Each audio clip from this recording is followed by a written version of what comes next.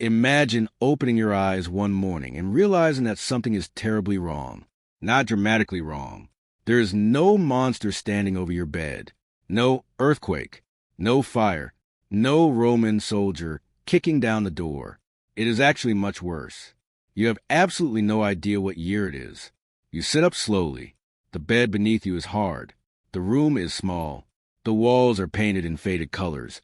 And somewhere outside, a donkey is making a noise that suggests it has recently become deeply offended by existence. You hear people shouting in a language you almost recognize. Latin. You look through the doorway. There are people wearing tunics. A woman is carrying a basket. A man is arguing over the price of something. Someone is dragging a wooden cart through the street. And then you notice the architecture, the columns, the stone buildings, the sandals, the smell. Oh, you are in ancient Rome. And unfortunately, nobody has installed Wi-Fi. You don't know exactly when you've arrived. Perhaps the reign of Augustus. Perhaps a few generations later. Maybe the empire is already enormous. Maybe the Colosseum has just been built. Maybe it hasn't even been started yet.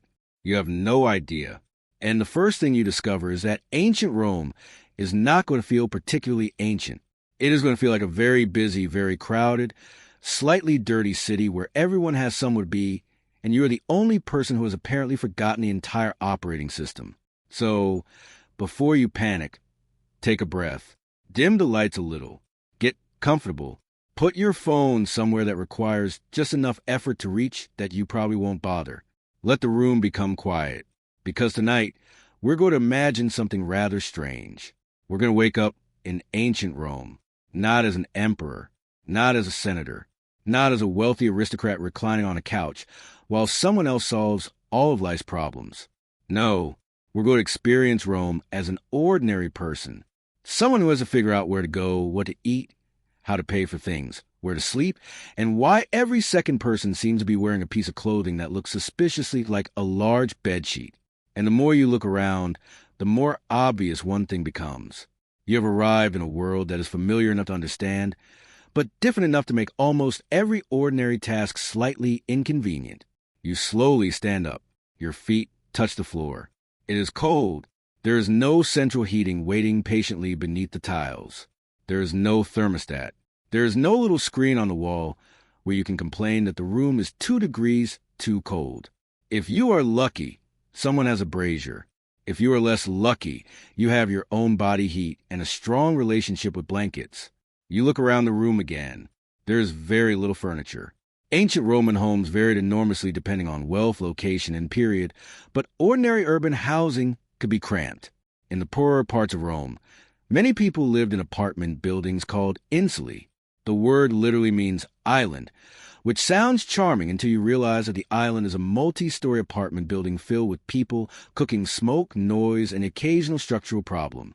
The wealthy lived differently, very differently. A wealthy Roman house, or domus, could have an entrance leading into a central space called the atrium. There might be decorative floors, painted walls, household shrines, fountains, gardens, and enough architecture to make you wonder whether the owner actually needed this much house. Of course he did. He was Roman. If you could afford to display your wealth, why would you possibly keep it subtle? But our imaginary morning is not taking place in a luxurious villa. You step outside, and immediately Rome hits you. Not physically, although, depending on where you're standing, that is also possible. The street is alive. People are moving everywhere. Rome during the imperial period was one of the largest cities in the ancient world. Estimates vary, but the population may have reached around 1 million people at its height. 1 million people in a world without cars, without buses, without traffic lights, without modern sanitation, without supermarkets, without delivery apps. And somehow everyone is still trying to get somewhere. You move toward the side of the street. A cart passes. Then another. A group of workers walks by. A woman calls out to someone from an upper floor. A vendor is selling food. Someone else is selling pottery. Someone is offering services you probably don't want to know about before breakfast. And above all of this is the constant sound of human beings being human. Talking, arguing, laughing, selling, complaining, negotiating, probably complaining about prices. Some things, apparently, survive every civilization. You look down at yourself. You are wearing something that feels strange. A tunic. For many Romans, the basic garment was a tunic, a simple piece of clothing worn by both men and women in various forms. It is comfortable enough, probably, but then you notice something important. You are not wearing trousers. This suddenly feels like a problem. Modern clothing has trained your brain to expect certain things. Pockets, for example. Pockets are wonderful. Ancient Roman clothing generally does not provide the convenient little storage compartments you have become emotionally dependent on. Where do you put your phone? You don't, because your phone is approximately 19 centuries away from being invented. Where do you put your wallet? Perhaps in a pouch. Where do you put your keys? You probably don't have keys. Where do you put your earbuds? This is becoming a very philosophical morning. You take a few steps. The streets are not quiet. Rome had paved roads and sophisticated urban infrastructure, but the experience of walking through the city would still be very different from walking through a modern city. There are animals, carts, people, waste, water, smoke, food, and an astonishing number of opportunities to step into something you would very much prefer not to step into. Rome did have sanitation systems. The famous Cloaca Maxima helped. Drained parts of the city and public latrines existed. Aqueducts supplied enormous quantities of water. Public fountains provided access to water for many residents. So it would be unfair to imagine Rome as simply a city where everyone lived beside an open sewer. The reality was more complicated. Ancient Rome could be remarkably sophisticated and also remarkably unpleasant. Those two things can exist together. You pass a fountain. People are collecting water. You watch for a moment. The engineering behind Rome's water supply is impressive. Aqueducts carried water over long distances using carefully calculated gradients. Some of them traveled for many miles. The Romans understood practical engineering extremely well. They built roads, bridges, baths, aqueducts, sewers, amphitheaters, temples, massive public buildings. They could move enormous quantities of stone. They could organize armies across continents. And yet, somehow, the average person could still have a terrible morning because the neighbor upstairs dumped something unpleasant into the street. Human civilization is complicated like that. You continue walking. Eventually, you begin to notice another problem. You are hungry.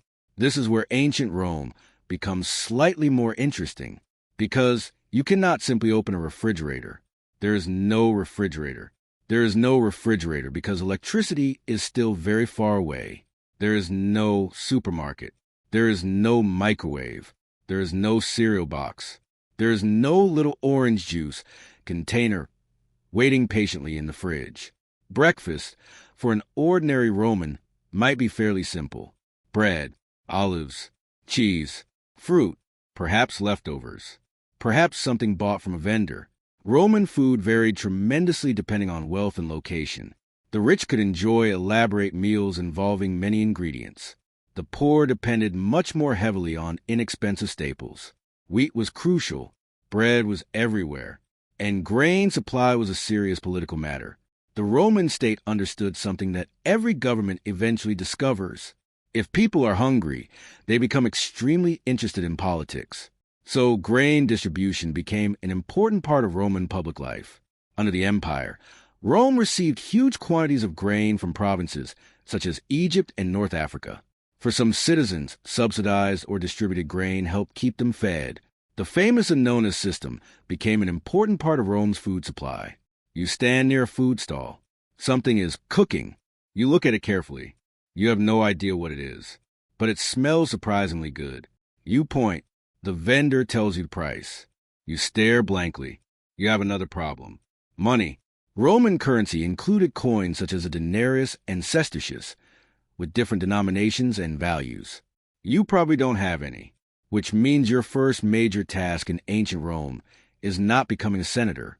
It is not joining the army. It is not finding Julius Caesar. It is not getting invited to a banquet. It is figuring out how to obtain breakfast without looking like a confused time traveler. And perhaps this is the perfect moment to remember something. You are not the center of the Roman world. Nobody knows you. Nobody is waiting for you. Nobody cares that you came from the future. To everyone around you, you are simply another person in a crowded city. And that is oddly comforting, because for all the grandeur of Rome, most people were still dealing with ordinary problems. Work, food, rent, family, illness, neighbors, taxes, weather, arguments, small victories, small disappointments. The same basic collection of problems that people have been carrying around for thousands of years. You walk farther. The city stretches around you. Temples rise above the streets. Public buildings loom in the distance. Statues stand in places where modern cities might have advertisements. Instead of giant screens telling you which phone to buy, you have stone inscriptions telling you who paid for something. Instead of billboards, you might see painted advertisements and political slogans. Rome was not silent. It was visually and socially crowded. You begin to realize that the strangest part of waking up here is not the absence of modern technology. It is the presence of so much familiar human behavior. A man is bargaining. A woman is annoyed with someone. A child is running where he probably should not be running. A shopkeeper is trying to attract customers. Someone is gossiping. Someone else is pretending not to listen. You have somehow traveled 2,000 years into the past and discovered that people are still people, which is almost disappointing.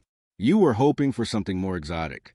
Instead, you got ancient Romans arguing about money. Fair enough. You continue down the street, and somewhere ahead, you can hear the distant rhythm of the city growing louder. The markets are beginning to fill. The baths will eventually become busy. Workers are starting their day. Shopkeepers are opening their doors. And the enormous machine that is Rome is slowly waking up around you. You take one last look at the unfamiliar streets. There are no cars, no electric lights, no modern signs, no phones, no internet, no easy way home. But there is bread being baked somewhere nearby. There is water flowing through the fountains. There are voices rising into the morning air. And there is an entire Roman day waiting for you.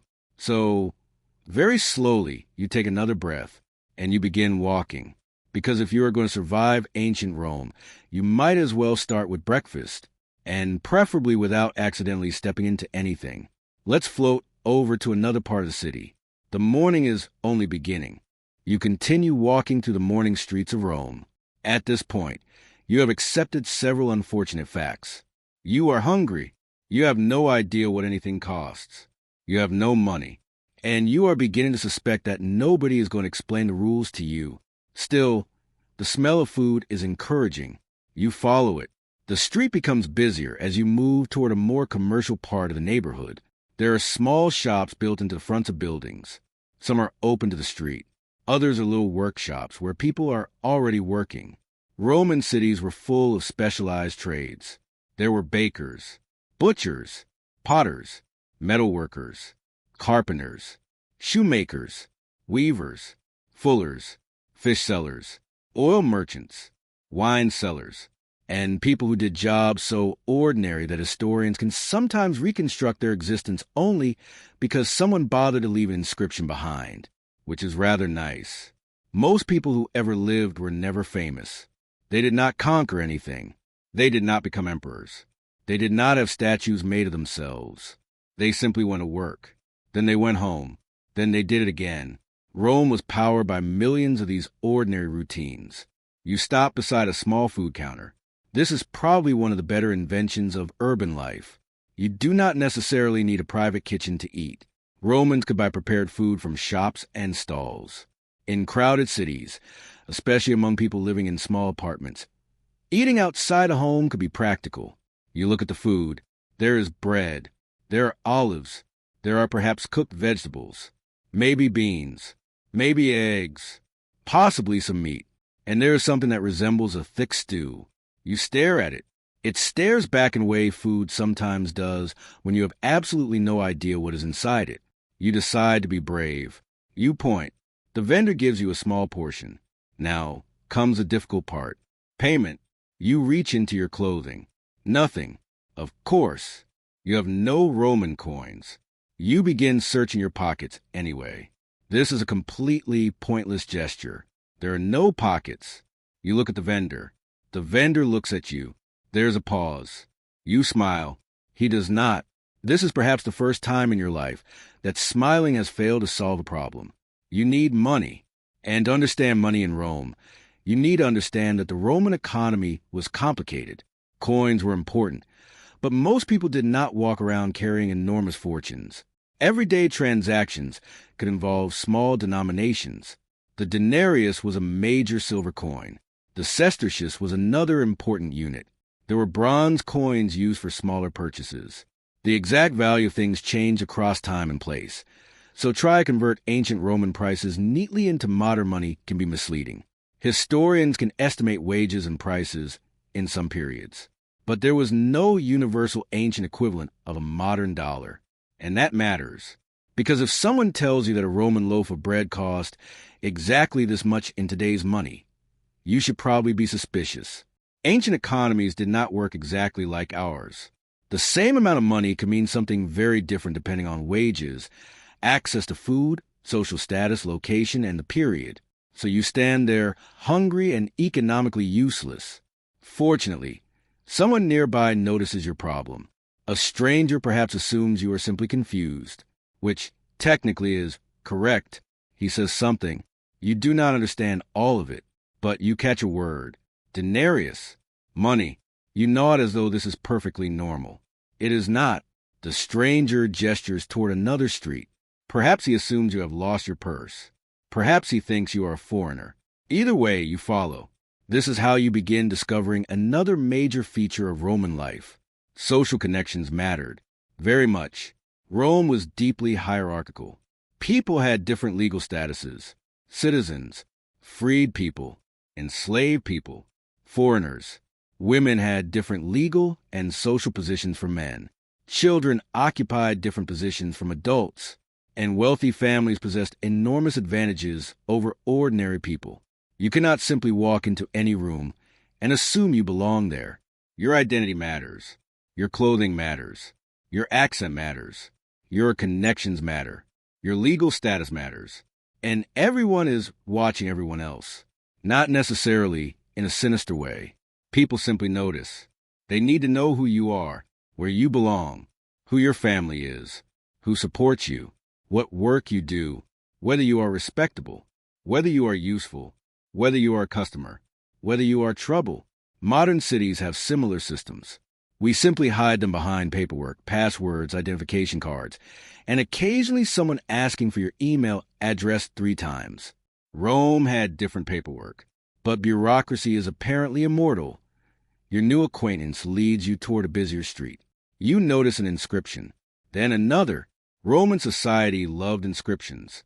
They were carved into monuments, tombs, buildings, statues, and public spaces. They could honor people, record donations, celebrate achievements, mark graves, advertise political loyalty, tell everyone who paid for a fountain, and occasionally remind the public that some extremely important person would like everyone to remember how important he was. You walk beneath a building. There are painted walls, some graffiti. People have written names, messages, political comments, personal remarks. Ancient Romans wrote graffiti just as modern people do. They complained. They joked. They insulted rivals. They expressed affection. They advertised services. They left names. Some graffiti preserved in places, such as Pompeii, gives historians a remarkably intimate glimpse into ordinary Roman life. And subtly the ancient world feels much less distant. You realize that people thousands of years ago also thought it was necessary to write things on walls. Apparently, humanity never developed a universal agreement about not doing that. You keep walking. Eventually, your guide points toward a public fountain. You are thirsty. This part of Roman infrastructure is impressive. Rome's aqueduct system transported water into the city from sources outside the urban center. Some aqueducts crossed valleys on enormous arches. Others ran underground. The water supplied fountains, baths, private homes, workshops, and other facilities. This was not merely decorative engineering. Water was central to Roman urban life. You drink. It is ordinary water. And yet you cannot help thinking about how much work went into making this moment possible. Somewhere outside the city, an aqueduct is carrying water downhill. Gravity is doing its quiet work. Engineers planned the route. Workers built the structure. Maintenance crews keep it functioning. And you are simply standing beside a fountain drinking water. Civilization often looks impressive from far away. Up close, it is mostly pipes. You continue. Now, you notice something else. Public toilets. The Romans had public latrines. These could consist of rows of seats arranged along a shared channel. Privacy was limited, very limited. The idea of quietly disappearing into a little private bathroom would not always apply. Conversation was possible. Social interaction could happen. And yes, people were perfectly capable of discussing ordinary matters while sitting next to one another. You decide that perhaps the modern bathroom deserves more appreciation. You move on. The city continues around you. You pass people carrying baskets. A donkey pulls a cart. A group of workers unload something. A wealthy man moves through the street with attendants. His clothing is different, cleaner, more elaborate. His presence communicates status before he even speaks. This is one of the things that will become immediately obvious to you in Rome. The gap between rich and poor is enormous. The Roman elite could live extraordinarily comfortable lives. Large homes, gardens, slaves and servants, fine food, imported goods, private baths, beautiful furniture, expensive clothing, literary education, political influence, and the ability to spend an entire afternoon doing very little.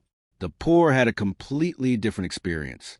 They worked, they rented, they worried about food, they worried about illness, they worried about unstable income. And if they lived in a tall apartment building, they might worry about fire, because fire was one of Rome's recurring urban problems. Many buildings used timber. Cooking created heat.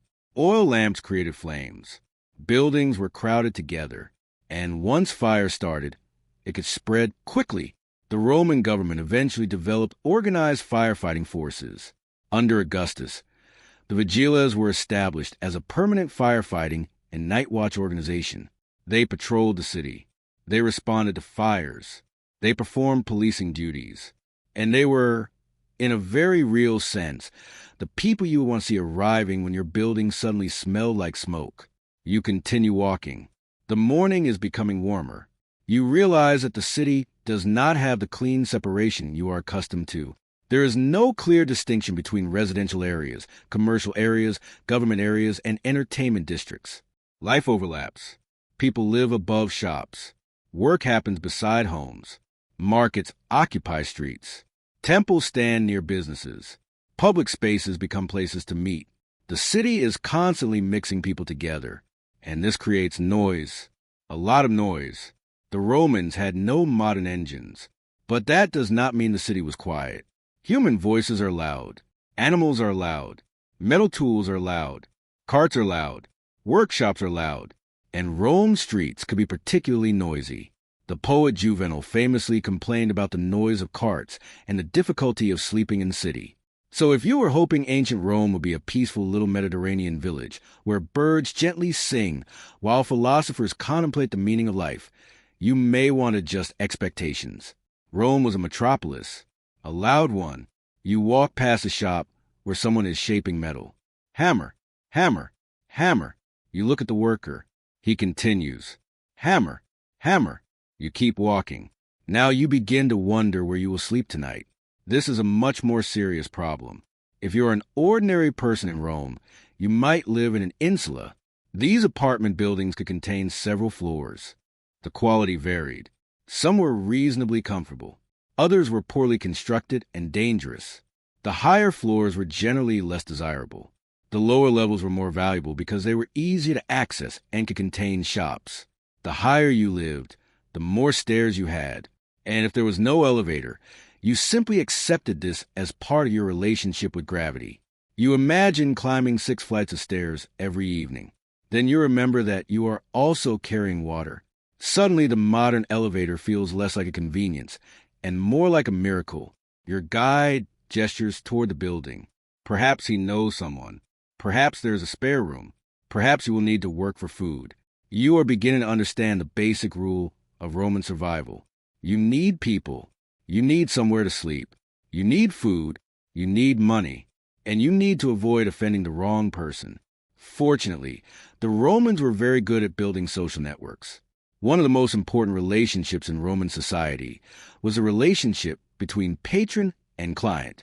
A wealthy patron could provide protection, legal assistance, financial help, or other support. Clients, in return, could offer loyalty, services, political support, or companionship. It was not charity. It was a social relationship built on mutual obligation. And once you understand this, Roman society begins to make more sense. Your personal network could be almost as important as your personal wealth. A person without money might survive through connections. A wealthy person could increase his influence through loyal clients. And every morning, depending on your status, you might participate in a ritual known as a salutatio. Clients could visit the home of their patron early in the morning. They would greet him. He might provide gifts or money. The patron would demonstrate his importance. Everyone understood the arrangement. You had status. I had dependence. Thank you very much. Please come again tomorrow. It was networking before business cards. You walk through another crowded street. You are beginning to feel tired. The strange thing is that nothing particularly dramatic has happened. You have not met an emperor. You have not witnessed a battle. You have not been chased by gladiators. You have not been invited to a palace. You have simply walked around. You have looked at shops. You have seen fountains. You have watched workers. You have searched for food. And somehow that is exactly what makes ancient Rome interesting. Most days were not legendary. Most days were ordinary. History books tend to remember emperors, generals, battles, assassinations, monuments. But the empire existed because millions of ordinary people woke up, ate breakfast, went to work, carried water, bought bread, raised children, argued with neighbors, paid rent, and went to sleep. Again, and again, and again, you stop beside a wall. The sunlight is beginning to spread across the buildings. The city is fully awake now. You have survived your first morning. Barely. You still have no money. You still have no idea where you will sleep. You still do not know what year it is. But you have eaten something. You have found water. You have met at least one person willing to help. And you have discovered something comforting. Ancient Rome is not a museum. It is a living city. People are not standing around waiting for history to happen. They are simply trying to get through Tuesday, or whatever day it happens to be. And that, perhaps, is the strangest part of all. You came here expecting the ancient world. Instead, you found ordinary people. People with ordinary problems. People with ordinary routines. People who wake up tired. People who want breakfast. People who want enough money to get through the day. People who complain about the noise. People who worry about their families. People who occasionally look at their neighbors and wonder why they are behaving like complete idiots. So you take another slow breath. The Roman morning continues, and somewhere nearby, a bathhouse is beginning to fill, which means it is probably time to discover one of the most important institutions in Roman daily life, the bath. Let's float over there slowly. There is no need to hurry. Rome has been here for centuries. It can wait another few minutes. The morning has moved on. The streets are brighter now. The shops are open. The traffic of people has increased. And after walking through Rome for several hours, you have arrived at a conclusion that requires very little historical research. You need a bath. Fortunately, the Romans agree with you. Bathing was an important part of Roman urban life, not simply because people wanted to be clean, although, yes, that was helpful. The bath was also a social space, a place to exercise, a place to relax, a place to meet friends, a place to conduct business, a place to gossip, a place to be seen, and occasionally a place to discover that the man standing beside you has somehow managed to talk about politics for 40 minutes without taking a breath. You approach the entrance. The building is larger than you expected. Roman public baths could be enormous. Some imperial bath complexes were practically cities inside cities. The baths of Caracalla, built later in the 3rd century, were capable of accommodating thousands of bathers and included gardens, exercise areas, libraries, shops, and other facilities. You are not necessarily standing in the baths of Caracalla. The exact year of your strange arrival is still unknown, but the general idea remains. Roman bathing was not simply stepping into a bathtub. It was an experience. You enter. There is a fee. Usually, the cost of using public baths was low enough to make them accessible to ordinary people. Some emperors even made bathing free on certain occasions. Of course, if you are very wealthy, you could simply have a private bath. But if you are an ordinary person, public baths are perfectly respectable. You hand over your money. This time, you actually have some. You are beginning to understand how important currency is. You move into the changing area.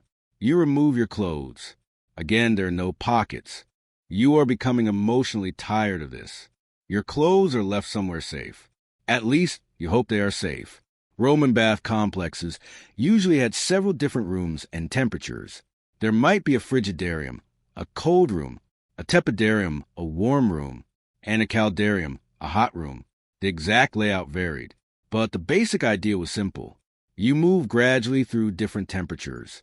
You sweat, you wash, you relax, and then you wonder why modern gyms don't include enormous marble rooms where everyone sits around pretending not to listen to other people's conversations.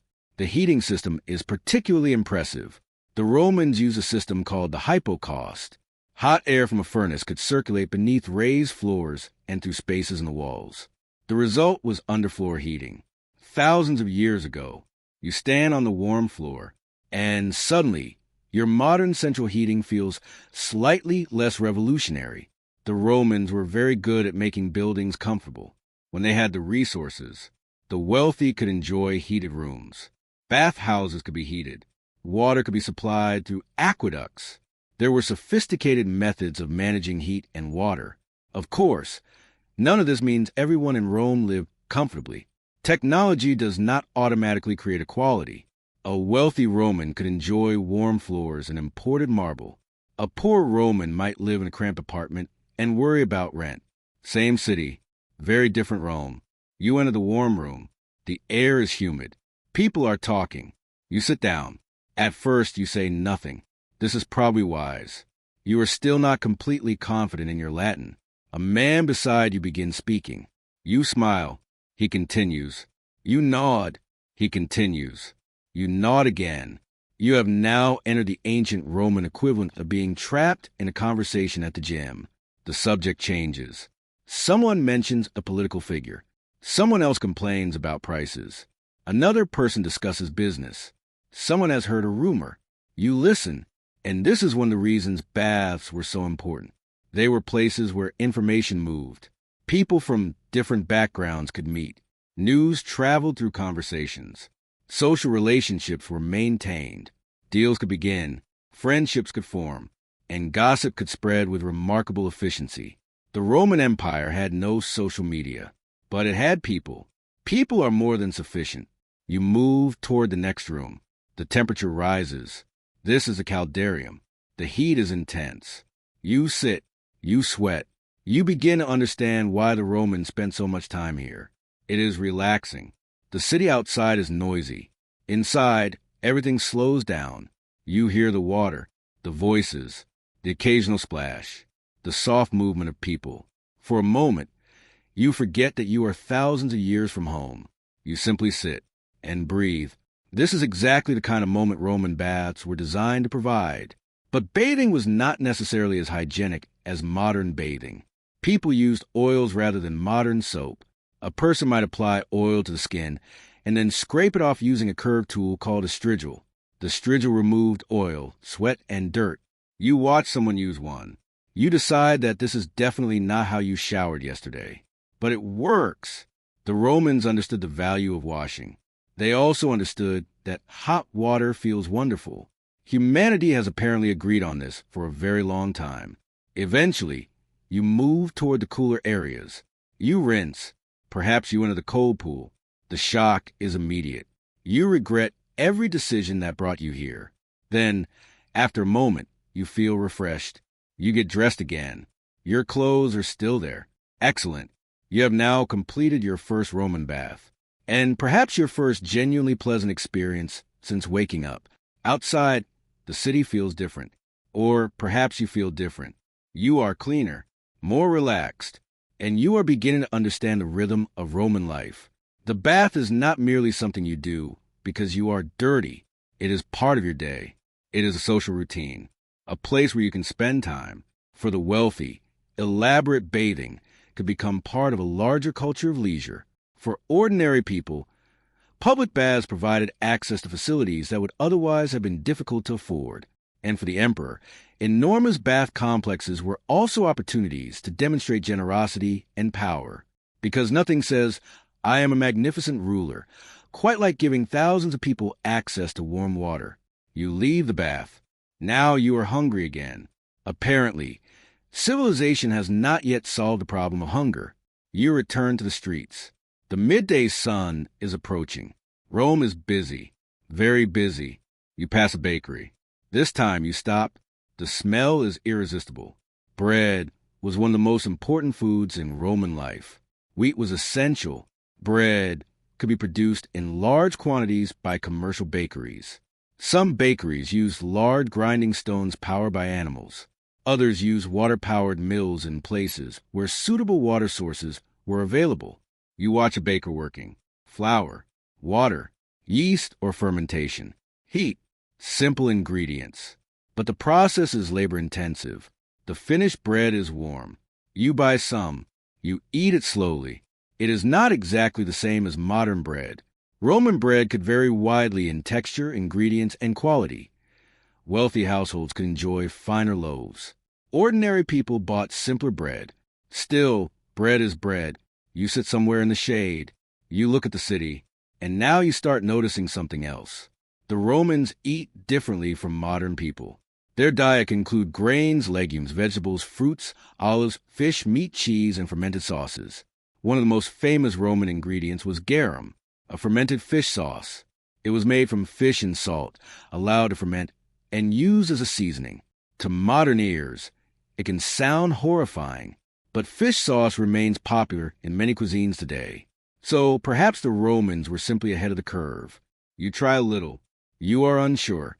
You try it again. You decide that ancient people knew what they were doing. Possibly, you continue eating. Nearby, someone is selling wine. Wine was a major part of Roman culture, but it was often diluted with water. Drinking undiluted wine was not necessarily considered normal or respectable in every context. Romans also flavored wine in different ways. Some wines were sweet. Some were infused with herbs or spices. Wine could be used socially, ceremonially, and as part of meals. Water was also commonly consumed. The idea that everyone in Rome was constantly drunk is more of a modern caricature than a reliable description of everyday life. You finish your bread. You watch people moving through the street. A wealthy man passes. Behind him are attendants. You recognize the social hierarchy again. This is a society where wealth is visible, very visible. The rich want you to know they are rich. Their homes communicate it. Their clothing communicates it. Their slaves and servants communicate it. Their dining habits communicate it. Their public generosity communicates it. Their funerals communicate it. Even their tombs can communicate it. The Romans cared deeply about status, and nowhere was this more obvious than among the elite. A Roman aristocrat might spend enormous amounts of money on a banquet. There could be multiple courses, different wines, imported foods, entertainment, musicians, performers, poets, and, depending on the household, a large number of enslaved people working behind the scenes to make everything happen. You will eventually encounter this part of Roman life more closely. For now, you simply watch the procession disappear down the street. You wonder what it would feel like to be born into that world, to have money from childhood, to have tutors, to have servants, to know that doors will open for you because of your family. And then you wonder what it would feel like to be born at the opposite end, to depend on daily wages, to rent a room, to worry about food, to have no political influence, to know that the law treats you differently depending on your status. Rome contained all of these lives at once. That is what makes the city difficult to summarize. There was no single Roman experience. There were millions. You stand up. The afternoon is beginning. You need somewhere to go. Perhaps your new acquaintance has found you work. This is another important part of your survival. Work. Most ordinary people could not simply spend the day wandering around admiring monuments. They needed income. Jobs varied enormously. Some worked in agriculture, others in construction, workshops, markets, transport, domestic service, administration, military service, entertainment, trade, education. There were skilled professionals. There were unskilled laborers. There were enslaved workers. There were freed people. There were merchants who became wealthy. There were people who remained poor their entire lives. The Roman economy was large and interconnected. Goods could travel enormous distances. Olive oil from Spain, grain from Egypt and North Africa, wine from different regions, marble from distant quarries, spices and luxury goods from even farther away. You realize that Rome's wealth depended on an enormous network. The city was not self-contained. It consumed resources from across the Mediterranean world. Rome was the center of an empire, and empires of appetites, large ones. You walk past a warehouse. There are amphories stacked inside. These ceramic containers were used to transport liquids and other goods, oil, wine, fish sauce, other products. Some were produced locally. Others travel hundreds or even thousands of miles. The Mediterranean was effectively a highway. Ships carried goods from port to port. Merchants took risks. Sailors worked. Dock workers unloaded cargo. And eventually, someone in Rome bought the product. You are beginning to see the empire differently. It is not simply statues and emperors. It is logistics.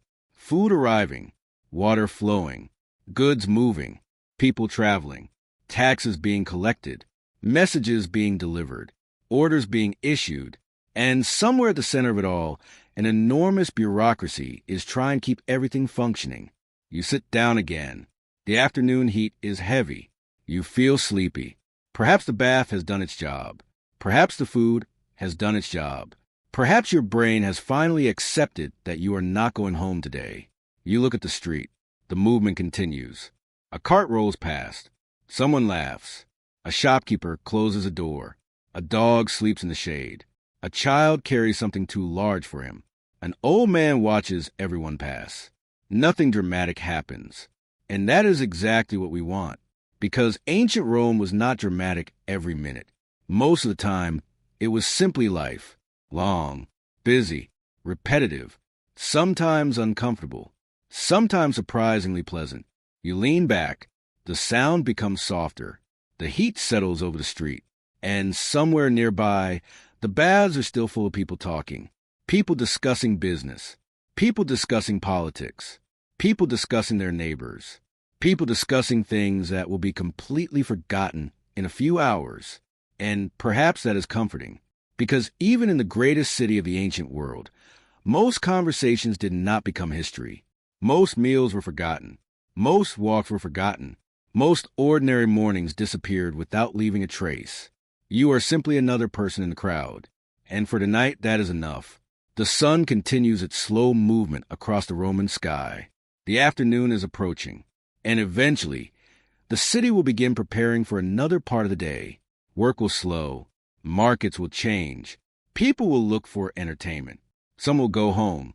Others will head toward the public spaces. And somewhere in Rome, people will begin preparing for the evening meal. So take a slow breath. Let the noise of the ancient city fade into the background. The stones beneath your feet are warm. The air smells faintly of bread, smoke, water, and the Mediterranean. You have survived the morning. You have found food. You have found water. You have taken a bath.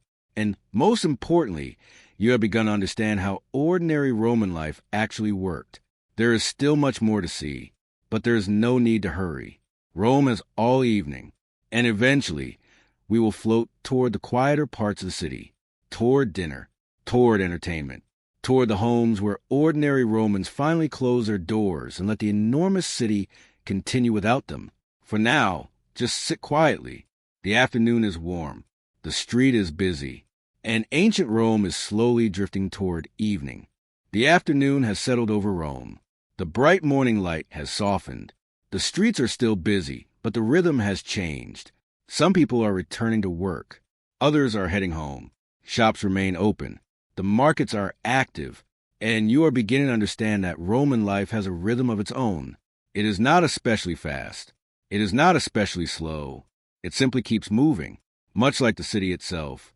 You have spent most of the day wandering around, which is becoming slightly embarrassing, because ordinary Romans do not have the luxury of wandering around ancient Rome, wondering what everything is. They have jobs. So now you need one. Your guide from earlier has apparently decided that you are harmless enough to help. He leads you toward a workshop. You have no idea what kind of work you are about to do. This is probably for the best. Roman work was extremely varied. Some people worked with their hands. Some worked in shops. Some worked on farms. Some worked in offices. Some worked for wealthy households. Some served in the army. Some worked in construction. Others were merchants, teachers, doctors, lawyers, entertainers, artists, craftsmen, sailors, cooks, scribes, and administrators. And then there were people who performed the less glamorous tasks that every large city requires: cleaning, carrying, repairing, transporting, disposing, processing. The Roman economy needed all of them. You enter the workshop. There are tools everywhere. Someone is working with leather. Another person is cutting material. Someone else is repairing something. The smell is strong. You have no idea what you're doing. But the Romans had a solution to this. Apprenticeship. People learn skills through experience. A young person might work alongside an experienced craftsman. They watched. They copied. They practiced. They made mistakes. They learned. Eventually, they became skilled themselves. It is not particularly different from many traditional trades today, except that your teacher cannot send you a YouTube tutorial, which is unfortunate. You are given a simple task. It looks easy. It is not. You make a mistake. The craftsman looks at you. You look at the craftsman. He says something. You nod as if you completely understand. You do not. He demonstrates again. You try. This time, it is better. And you suddenly realize something. You are learning. Not history. Not Latin grammar. Not Roman politics. A real Roman skill. For a moment, the distance between your world and theirs becomes smaller. The tools are different. The materials are different. The language is different. But learning a practical skill is still learning a practical skill. Someone has to show you. Someone has to practice. Someone has to become good at it. You continue working. The afternoon passes. And while you work, you begin to hear people talking about their families. Family was extremely important in Roman society. But the Roman family was not exactly the same as the modern nuclear family. The legal concept of the familia could include a much broader group. The head of a Roman household was traditionally the paterfamilias. The term means a father or male head of the household. His legal authority could be substantial, especially in earlier periods. The exact reality changed over centuries, and Roman law evolved. But the basic idea of the household being organized around a senior male authority remained important. Children belonged to the household. Wives could have different legal relationships to their husbands depending on the form of marriage. Enslaved people could also be part of the household. Freed people might maintain connections with former owners. The household was not simply a private apartment where a couple and their children lived. It could be a complex social and economic unit. You listen to the conversation around you. Someone is talking about his son. Another person mentions a daughter. Someone complains that a relative has borrowed money. Someone else is discussing an upcoming marriage. Again, remarkably familiar. Families have always had opinions, especially opinions about other people's marriages. A Roman marriage could involve considerations of property, status, alliances, and family interests. Among the elite, marriage was often deeply connected to politics and social position. If you were born into a powerful Roman family, your marriage might not simply be about romantic compatibility. It could affect alliances, inheritance, property, reputation, political relationships, family prestige. The Romans certainly experienced love and affection, but marriage was also a social institution, and among the elite, it could become almost an extension of political strategy. Imagine discovering that your parents have selected your spouse because the match is good for the family, and then imagine being told to be grateful because apparently family group chats were not invented yet. You keep working. The subject changes. Children are mentioned again. Roman childhood was different depending heavily on social status. Wealthy children could receive education. Tutors might teach them reading, writing, grammar, literature, rhetoric, and Greek. Greek culture had enormous influence on Roman education. A well-educated Roman elite was expected to know literature, to speak effectively, to understand history, to participate in public life. Rhetoric was especially important.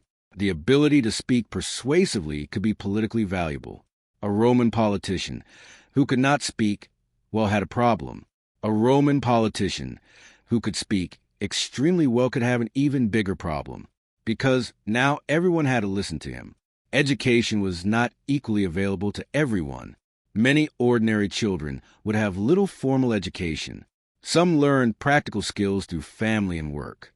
Others might receive basic instruction. Literacy existed, but levels varied enormously, and the ability to read did not mean that everyone had access to libraries or expensive books. Books were handwritten. Materials took work. Papyrus was commonly used for writing, especially for longer texts. Wax tablets could be used for temporary notes. Ink and styluses were common tools. You imagine trying to write your grocery list on a wax tablet. Bread, olives, fish sauce, more bread. Do not forget the olives. You smile. The craftsman looks at you. You quickly return to work. The afternoon continues. Eventually, you are given a short break. You step outside. The air is warmer now. The street has changed again. Children are moving around. Adults are finishing errands. Some people are carrying food home. Others are heading toward public spaces. You notice several women returning from shops. Roman women, particularly those from wealthier households, could have more social and economic visibility than the stereotype of the completely secluded ancient woman sometimes suggests. They could own property in certain circumstances. They could inherit. They could manage households. Some were involved in business. Some were wealthy. Some commissioned buildings and monuments. But Roman society was still strongly patriarchal. Political office was generally closed to women. Women did not vote in the same political system as male citizens. Their legal and social positions were shaped by family and marriage. So again, the experience depended heavily on who you were. A wealthy Roman woman could have considerable influence. An enslaved woman could experience almost complete lack of autonomy. The phrase Roman woman, therefore, tells you very little by itself. The same is true for almost every category. Roman, citizen, poor, rich, free, enslaved, urban, rural. Every label contains a complicated reality. You walk farther. A small child is playing near the street. His mother calls him back. He ignores her. She calls again. He ignores her again. You smile. 2,000 years have passed. Nothing has changed. Eventually, the child returns. The mother says something. The child looks offended. You decide that ancient childhood may be surprisingly familiar. Children played games. They had toys. They had pets. They fought. They became bored. They asked questions. They got into trouble. We know about some Roman toys through archaeological discoveries. Dolls existed. Balls existed. Board and dice games existed. Children could imitate adult activities through play. They were not simply miniature adults walking around in tiny tunics. They were children. And children, regardless of century, seemed to possess an extraordinary ability to find exactly the one thing they've been told not to touch. You continue down the street. Now you begin noticing household religion. Roman religion was woven into everyday life. It was not necessarily something that only happened inside large temples. Households could have small shrines. The Lauras and Penates were associated with household protection and family life. People might make offerings, prayers, small rituals. The gods were not distant philosophical concepts. They were part of ordinary existence. You might ask for protection, for health, for success, for safe travel, for a good harvest, for the family. for the household.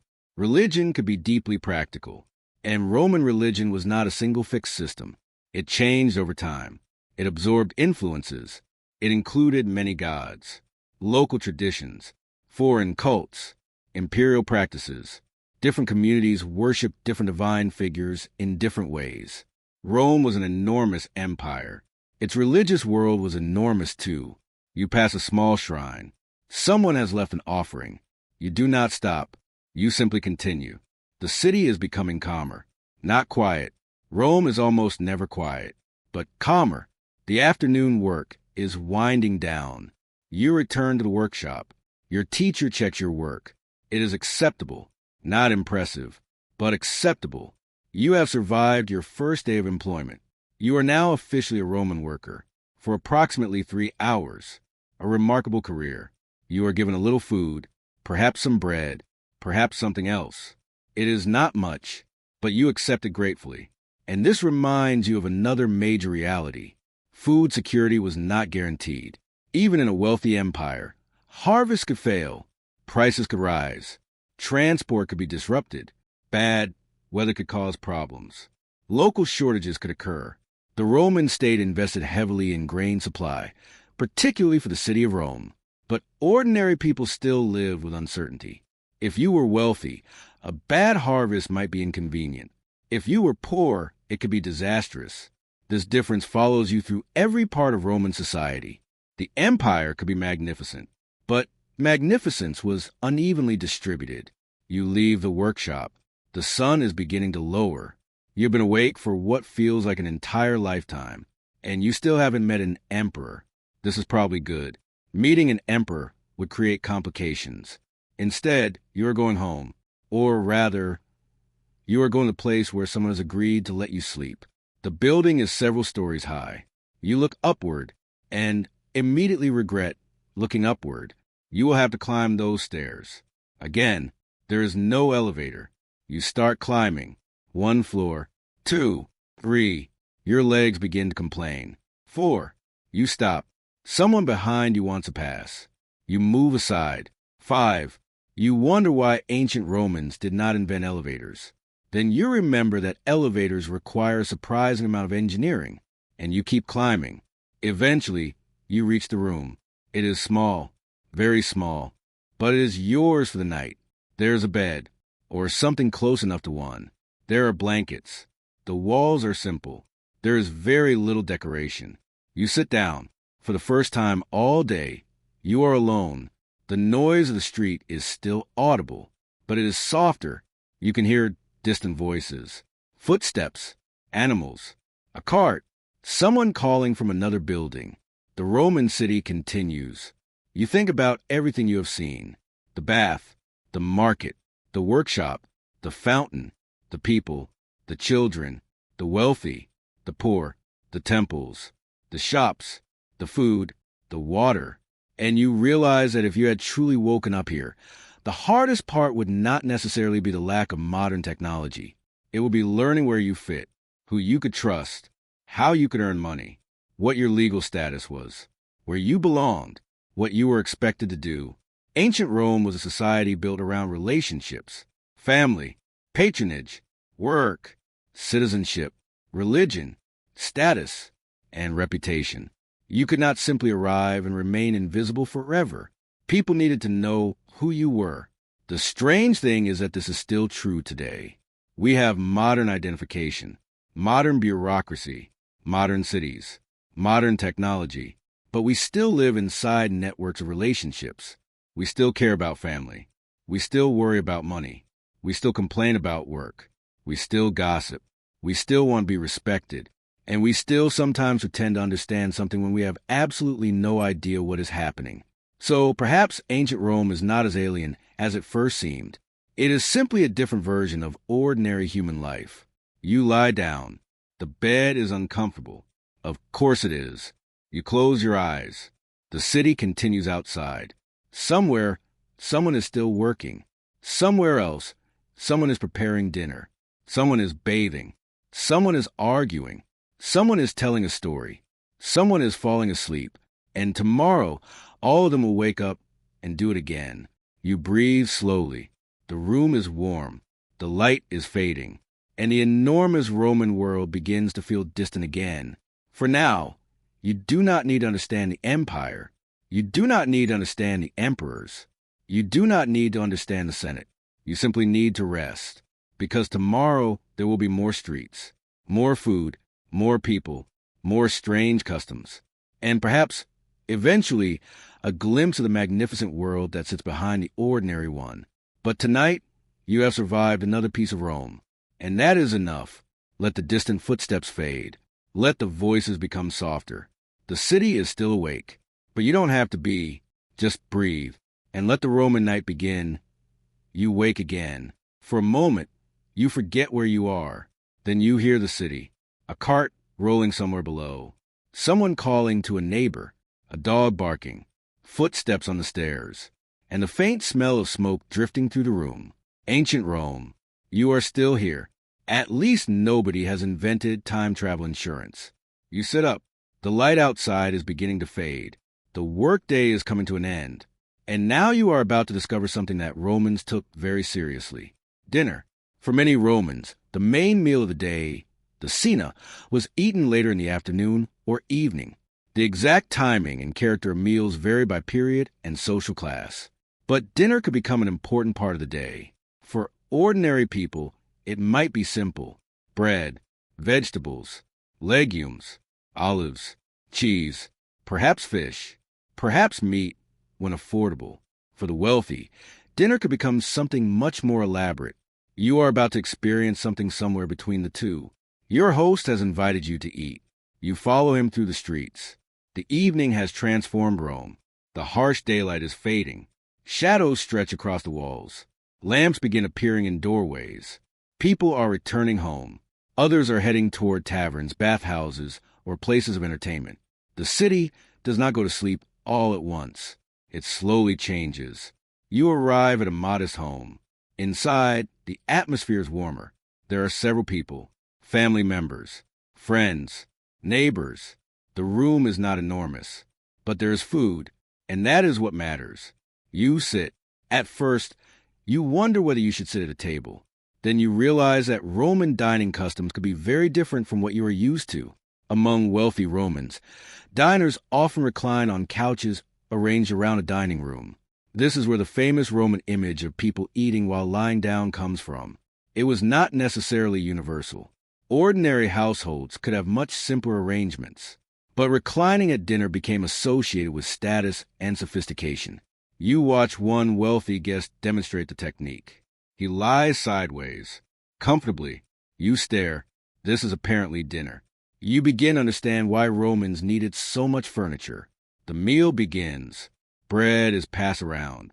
There are olives, a dish of vegetables, some lentils, cheese, and a little fish. You eat slowly. It is simple, but satisfying. The Romans relied heavily on grain and legumes. These were inexpensive and nutritious staples. Olive oil was essential. It was used in cooking, lighting, bathing, and many other parts of life. Wine appears next. It is diluted with water. You take a small cup. The taste is different from modern wine. Roman wine culture was complicated. There were many types. Some were sweet, some were aged, some were flavored, some were mixed with honey or spices. Wine was also used in religious rituals. And while excessive drinking certainly existed, the idea that every Roman spent every evening drunk is exaggerated. Most people had work tomorrow. Even ancient people had responsibilities. You sip the wine. The conversation begins. This is when you discover that dinner is not really about food. It is about people. Someone asks where you are from. You hesitate. The truth is impossible. You cannot say, I come from a place 2,000 years in your future. You would have to explain electricity, airplanes, the internet, and why everyone carries a glowing rectangle. You decide to say you are from somewhere far away. This seems acceptable. The Romans were accustomed to foreigners. Rome's empire contained enormous numbers of different peoples, languages, religions, cultures, clothing styles, foods, customs. A person from Egypt could live in Rome. A person from Gaul could serve in the Roman army. A merchant from Syria could conduct business in Italy. A Greek intellectual could teach Roman elites. The empire was diverse. Roman identity was complicated. Some people became Roman citizens. Others remained subjects without full citizenship. Citizenship itself could eventually expand dramatically. Under Emperor Caracalla, in 212 CE, the Constitutio Antoniana extended Roman citizenship to most free inhabitants of the empire. But when you arrive in Rome, you do not know any of this. You simply sit at dinner and try not to reveal that you are extremely confused. Someone asks about your family. You make something up. This is becoming difficult. Fortunately, the conversation moves on. Politics. Roman dinner parties could involve politics. The empire was ruled by emperors, but political culture remained important. The Senate still existed. Elite families still competed for prestige. People followed public affairs. They discussed generals, governors, officials, taxation, military campaigns, imperial decisions, and naturally, they had opinions. Lots of opinions. The Romans were not always enthusiastic supporters of every emperor. Some emperors were popular. Some were feared. Some were mocked. Some were remembered fondly. Others became symbols of everything Roman writers disliked. But ordinary people were not necessarily sitting around every night thinking about the emperor. They had their own concerns. Was the shop doing well? Would the rent increase? Was the harvest good? Was the child healthy? Would a relative return from the army? Could someone repay a loan? Could they afford new shoes? The empire was enormous, but dinner was local. You eat another piece of bread.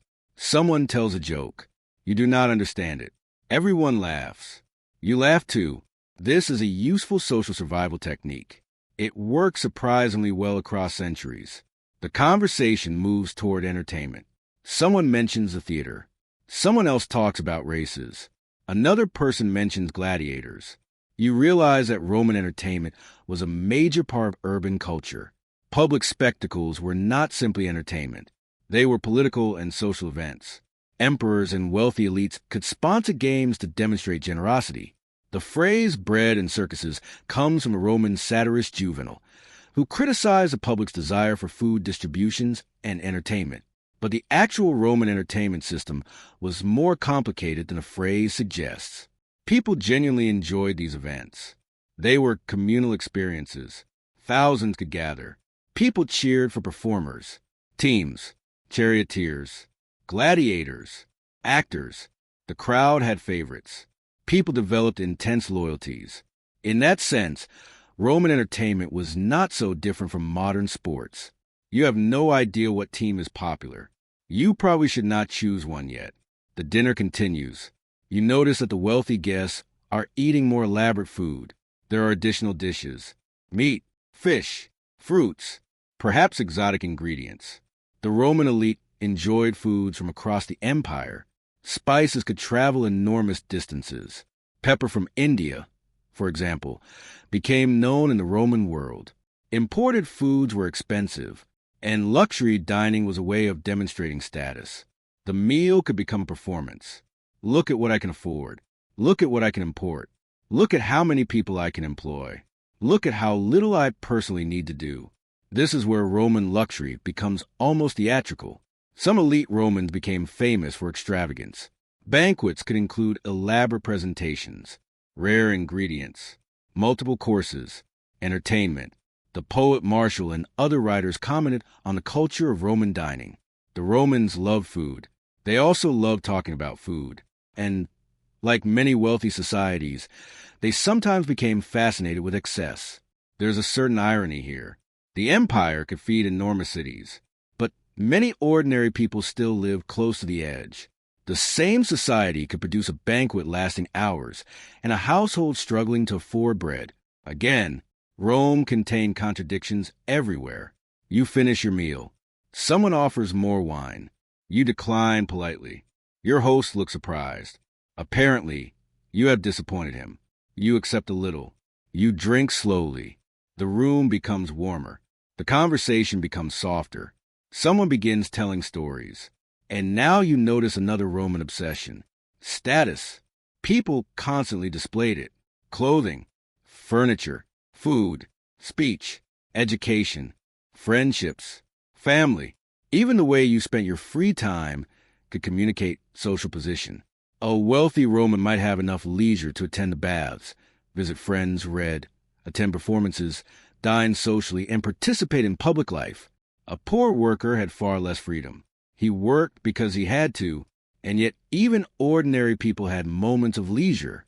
They visited taverns, bathhouses, public spaces, religious festivals, games, markets, friends. The distinction between work and leisure was not absolute. People found ways to enjoy themselves. You look around the room. The evening is getting quieter. Someone has brought a small lamp.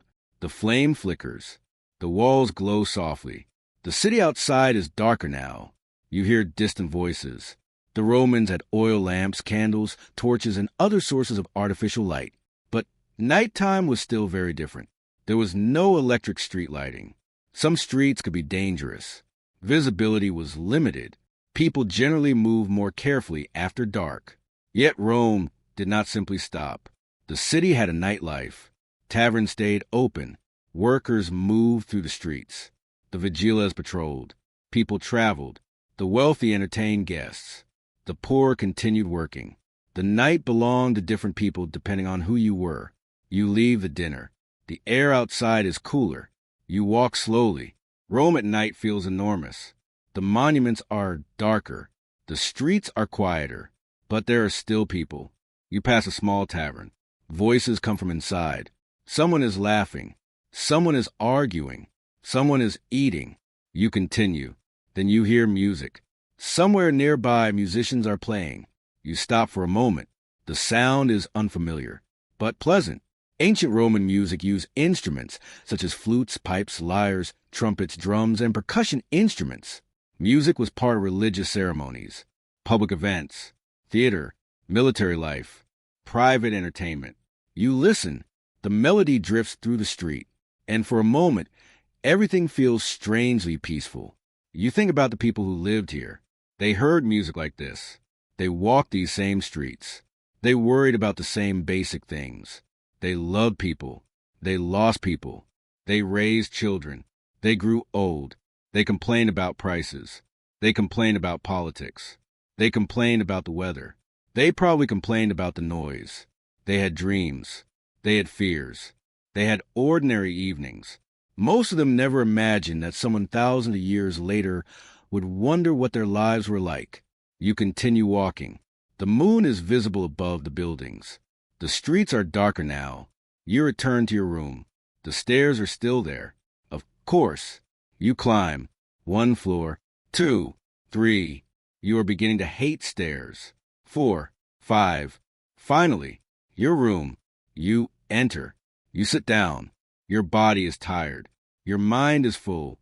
Today you have eaten Roman food, visited Roman baths, worked in a Roman workshop, walked through Roman streets, and now you have eaten dinner with ordinary people. You have seen no grand imperial palace, no legendary battle, no dramatic event, just life. And perhaps that is the best way to understand the ancient world, not through the famous moments, through the quiet ones. The Roman Empire was enormous, but individual lives were small. A person's world might consist of a few streets, a workplace, a bath, a market, a home, a family, a few friends. The empire stretched across continents, but most people did not experience it that way. They experienced their neighborhood, their town, their household, their job, their relationships, their immediate problems. And that is something you can understand. You lie down. The bed creaks. You adjust the blanket. There is no air conditioning, no fan, no electric light, no phone, no television, no alarm clock. The room is dark. You listen. Somewhere far away, the city continues. A dog, a cart, a distant voice, footsteps, then silence, then another voice. Rome never becomes completely quiet, but eventually your mind does. You close your eyes. Tomorrow you will see more. You will see the enormous public buildings, the forums, the temples, perhaps the great entertainment spaces. perhaps the world of the wealthy. You may even begin to understand how an ordinary person could become part of the machinery of an empire. But for now, there is nothing to solve. The city is outside. The night is warm. The lamp has gone out. And for a few hours, you are simply another Roman sleeping in a crowded city. Take a slow breath. Let your shoulders relax. Let the sounds of ancient Rome become distant. The footsteps fade. The voices soften. The city settles. And somewhere, beneath the same moon, millions of other people are doing exactly what you are doing. Sleeping. Waiting for morning. Waiting for another ordinary day. And eventually, you will wake again. Because Rome is not finished with you yet. Not even close. Morning comes quietly. At least, it tries to. A cart rattles somewhere below your window. Someone is already shouting. A donkey contributes its opinion. And from somewhere nearby comes the unmistakable sound of a person arguing over money. You open your eyes. For one peaceful second, you forget everything. Then you remember. Ancient Rome. You sit up. Your room is still small. Your clothes are still strange. Your shoes are still uncomfortable. And your understanding of Roman politics is still approximately zero, which is unfortunate. Because today, you are going to Forum. The Roman Forum was one of the central public spaces of ancient Rome. It was not simply a square. It was a collection of temples, basilicas, monuments, public buildings, streets, and gathering places. For centuries, it was at the heart of Roman public life.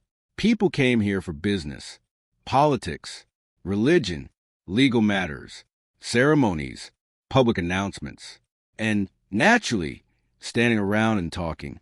You walk toward it. The streets are already busy. The closer you get, the more people you see. Some are carrying documents. Some are merchants. Some are clients accompanying patrons. Some are officials. Some are ordinary citizens. And some are simply there because they want to see what is happening. The Forum is crowded. You slow down. This place feels different from the residential streets. There is more ceremony, more symbolism, more stone, more people who appear to believe that they are extremely important. You are about to discover one of the central facts of Roman political life. Everybody has a status, and everybody knows it. The Roman Republic had developed a complicated political system, but by the time of the emperors, things had changed. Rome was now an empire. The emperor held enormous power, but older institutions did not simply disappear. The Senate continued to exist. Magistrates continued to hold offices. Traditional titles continued. Old ceremonies continued. Roman political life was therefore a mixture of ancient republican traditions and imperial power. And this created something that was both familiar and strange. The emperor was not necessarily called a king. Romans had complicated feelings about kingship. The memory of the old Roman kings remained politically important. So emperors often presented themselves as something else. The princeps, the first citizen, a leader among citizens. Not a king. Definitely not a king. Please do not call him that. The distinction could be politically useful. You stand near a group of people listening to a speaker. He is discussing something political. You cannot understand everything, but you understand enough to recognize the tone. He is trying to persuade people. This is where Roman rhetoric becomes important. Roman elites valued public speaking. A politician needed to speak well. A lawyer needed to speak well. An advocate needed to speak well. Education trained elite men in rhetoric. They learned how to structure arguments, how to persuade, how to appeal to emotion, how to attack opponents, how to present themselves as respectable. The Romans did not have television debates.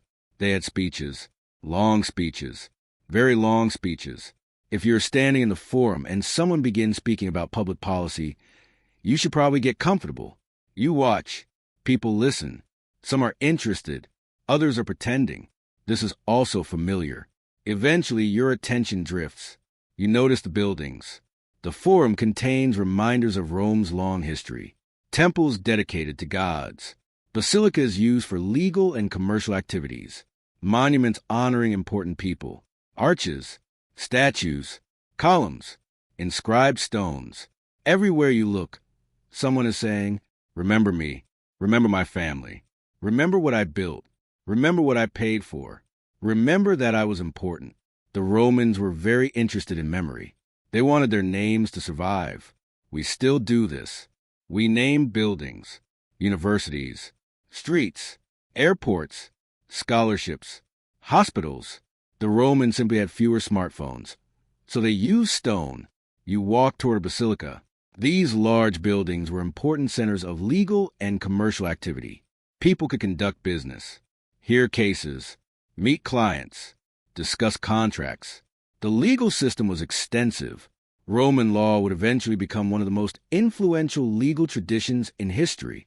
But for an ordinary person, dealing with the law could still be intimidating. You needed to know the rules. You needed to know where to go. You might need representation. And social status mattered. You watch people entering and leaving. A wealthy man arrives with several attendants. He is greeted by others. People make space. You immediately understand. This man knows people. He has connections. He probably has money. He probably has clients. And people know who he is. You, meanwhile, are still trying to remember where the nearest bakery is. The Roman system of patronage appears everywhere. A patron could provide protection, legal assistance, financial help, opportunities. A client could provide loyalty, services, political support, social prestige. The relationship could continue across generations. It was not simply friendship. It was structured obligation. And this system helped hold Roman society together. It also reinforced inequality. If you were powerful, you could gather people around you. If you were poor, having a powerful patron could be extremely useful. But dependence was built into the relationship. You might owe someone for the rest of your life. You walk farther. You see people greeting one another. Some bow slightly. Others exchange words. Some men accompany their patrons. You begin to notice how political life is not limited to official meetings. It is happening everywhere. In the streets, at dinner, in the baths, in private homes, at funerals, at religious ceremonies. Politics is social, and social life is political. This is especially true for the elite. A wealthy Roman's network could determine his career, who supported him, who introduced him, who sponsored him, who opposed him, who was his family, who had he married, what offices had he held, what military achievements did he have, what monuments had he funded. Reputation mattered enormously. You begin to understand why Roman aristocrats were so competitive. There was always someone else, someone richer, someone more famous, someone with a better family, someone who had served in a more prestigious office, someone whose ancestor had been a consul, someone who had a better house, someone who had hosted a better dinner, someone who had more impressive statues. It must have been exhausting. But then again, people today also compare themselves with others. The Roman version simply involved more marble. You continue walking. You pass a temple. Religious life is closely connected to politics. Roman officials often performed religious duties. Public rituals were important. The gods were considered relevant to the health of the state. Sacrifices could accompany major events. Religious festivals filled the calendar. Priests held important positions. The distinction between religion and government was not the same as in modern secular states. The Roman state had its own religious traditions, and emperors themselves became associated with religious practices. The imperial cult developed in different forms across the empire. Emperors could be honored as divine or semi-divine figures, particularly after death, depending on circumstances. This could be politically useful.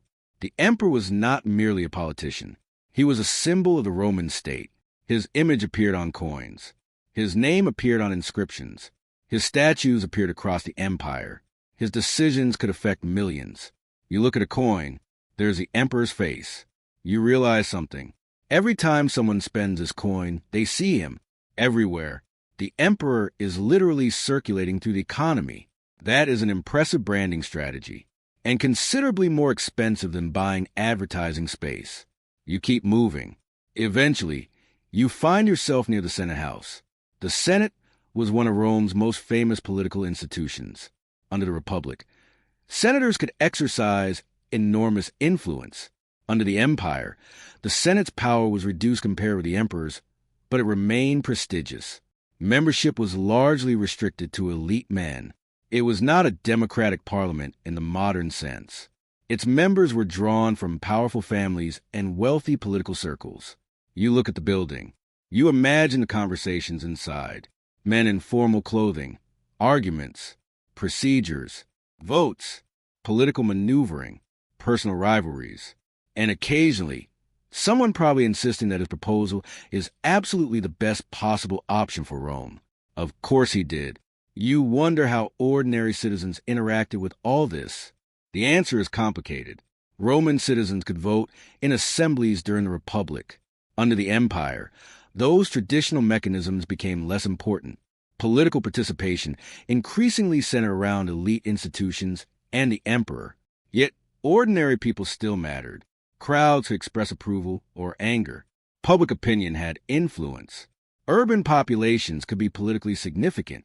The emperor needed the support of the army, the elite, and the people. Maintaining legitimacy mattered. So Roman emperors were not completely free to do whatever they wanted without consequences. They had enormous power. But power always operates through people. The army could determine who became emperor. The Senate could shape elite opinion. The population of Rome could celebrate or protest. Provincial governors had to administer distant territories. Tax collectors needed to collect revenue. Local elites had to cooperate. The empire was not controlled by one man sitting in a palace pressing buttons. There were no buttons. There was an enormous network. You leave the forum. The streets are crowded again. Now you notice people carrying official documents, letters, messages. Roman communication depended on physical movement. Messages traveled by couriers. Military units carried orders. Merchants carried information. Officials sent reports. Letters could take days or weeks to travel. If you sent a message to someone in another province, you could not simply wait for a typing bubble to appear. There was no typing bubble. There was no scene. There was simply uncertainty. You sent the message. Then you waited, and eventually, perhaps, someone arrived. You imagine telling a Roman that you can communicate instantly with someone on the other side of the planet. They would probably assume you are describing magic. Then you explain that most people use it mainly to argue about politics and watch cooking videos. The Roman would probably be less impressed. You walk toward a market. The political world fades slightly. Ordinary life returns. A merchant is negotiating. A customer is complaining. A child is carrying something. Someone is eating. Someone is counting coins. And suddenly you realize something. The forum is impressive. The Senate is impressive. The temples are impressive. The emperor is impressive. But none of them matter if ordinary people stop doing ordinary work. An empire is not maintained by monuments. It is maintained by people. Farmers grow grain. Workers build roads. Sailors transport goods. Soldiers guard borders. Merchants distribute products. Officials collect taxes. Teachers educate children. Craftsmen make tools. Enslaved people perform enormous amounts of labor. Households maintain themselves. Families raise children. And every morning, the entire system begins again. You walk slowly. The afternoon light is fading. You have now spent several days in Rome, and you are beginning to feel less like a visitor. You know where the fountain is. You know which street leads toward the market. You know where the baths are. You know where you can buy bread. You even know how much some basic things cost. You are becoming Roman, at least socially. Your Latin is still questionable, but nobody is perfect. You stop beside a small fountain. Water runs quietly. People gather around it. A woman fills a container. A child splashes his hand in the water.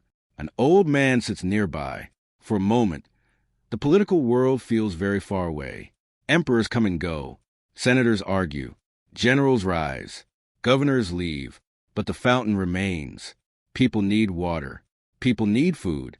People need shelter. People need family. People need work. The ordinary world continues beneath the grand political one. You sit. The sun is lowering. The forum is beginning to glow in the evening light. Columns cast long shadows. The noise softens. You look around one more time. This is Rome. Not just the empire. Not just the emperor. not just the army, not just the monuments. Rome is the shopkeeper, the baker, the worker, the mother, the child, the senator, the soldier, the slave, the merchant, the craftsman, the priest, the bath attendant, the street vendor, everyone. And the more you understand it, the less ancient it feels. Because beneath the Latin inscriptions and marble temples, people are doing the same things people have always done, trying to make a living, trying to protect their families, trying to improve their position, trying to enjoy themselves, trying to avoid trouble, trying to make sense of the world, and occasionally trying to impress their neighbors. You stand up, the evening is coming. Tomorrow, perhaps, you will see another side of Roman life. The wealthy, the enormous houses, the servants, the gardens, the elaborate meals, the strange privileges, and the uncomfortable reality beneath all that luxury.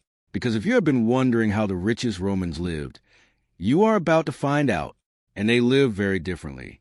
Very, very differently. For now, though, the Forum is quieting. The last sunlight rests on the stones.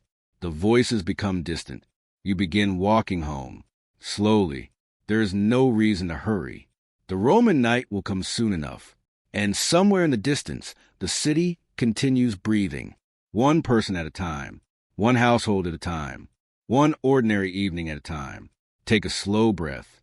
The political heart of Rome is behind you now, and the quieter streets are waiting.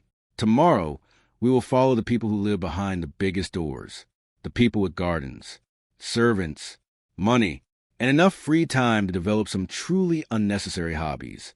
Let's float there slowly. For now, the day is ending. The next morning arrives gently. You wake to the same familiar sounds. A cart, footsteps, voices, a distant animal making an argument with the entire neighborhood.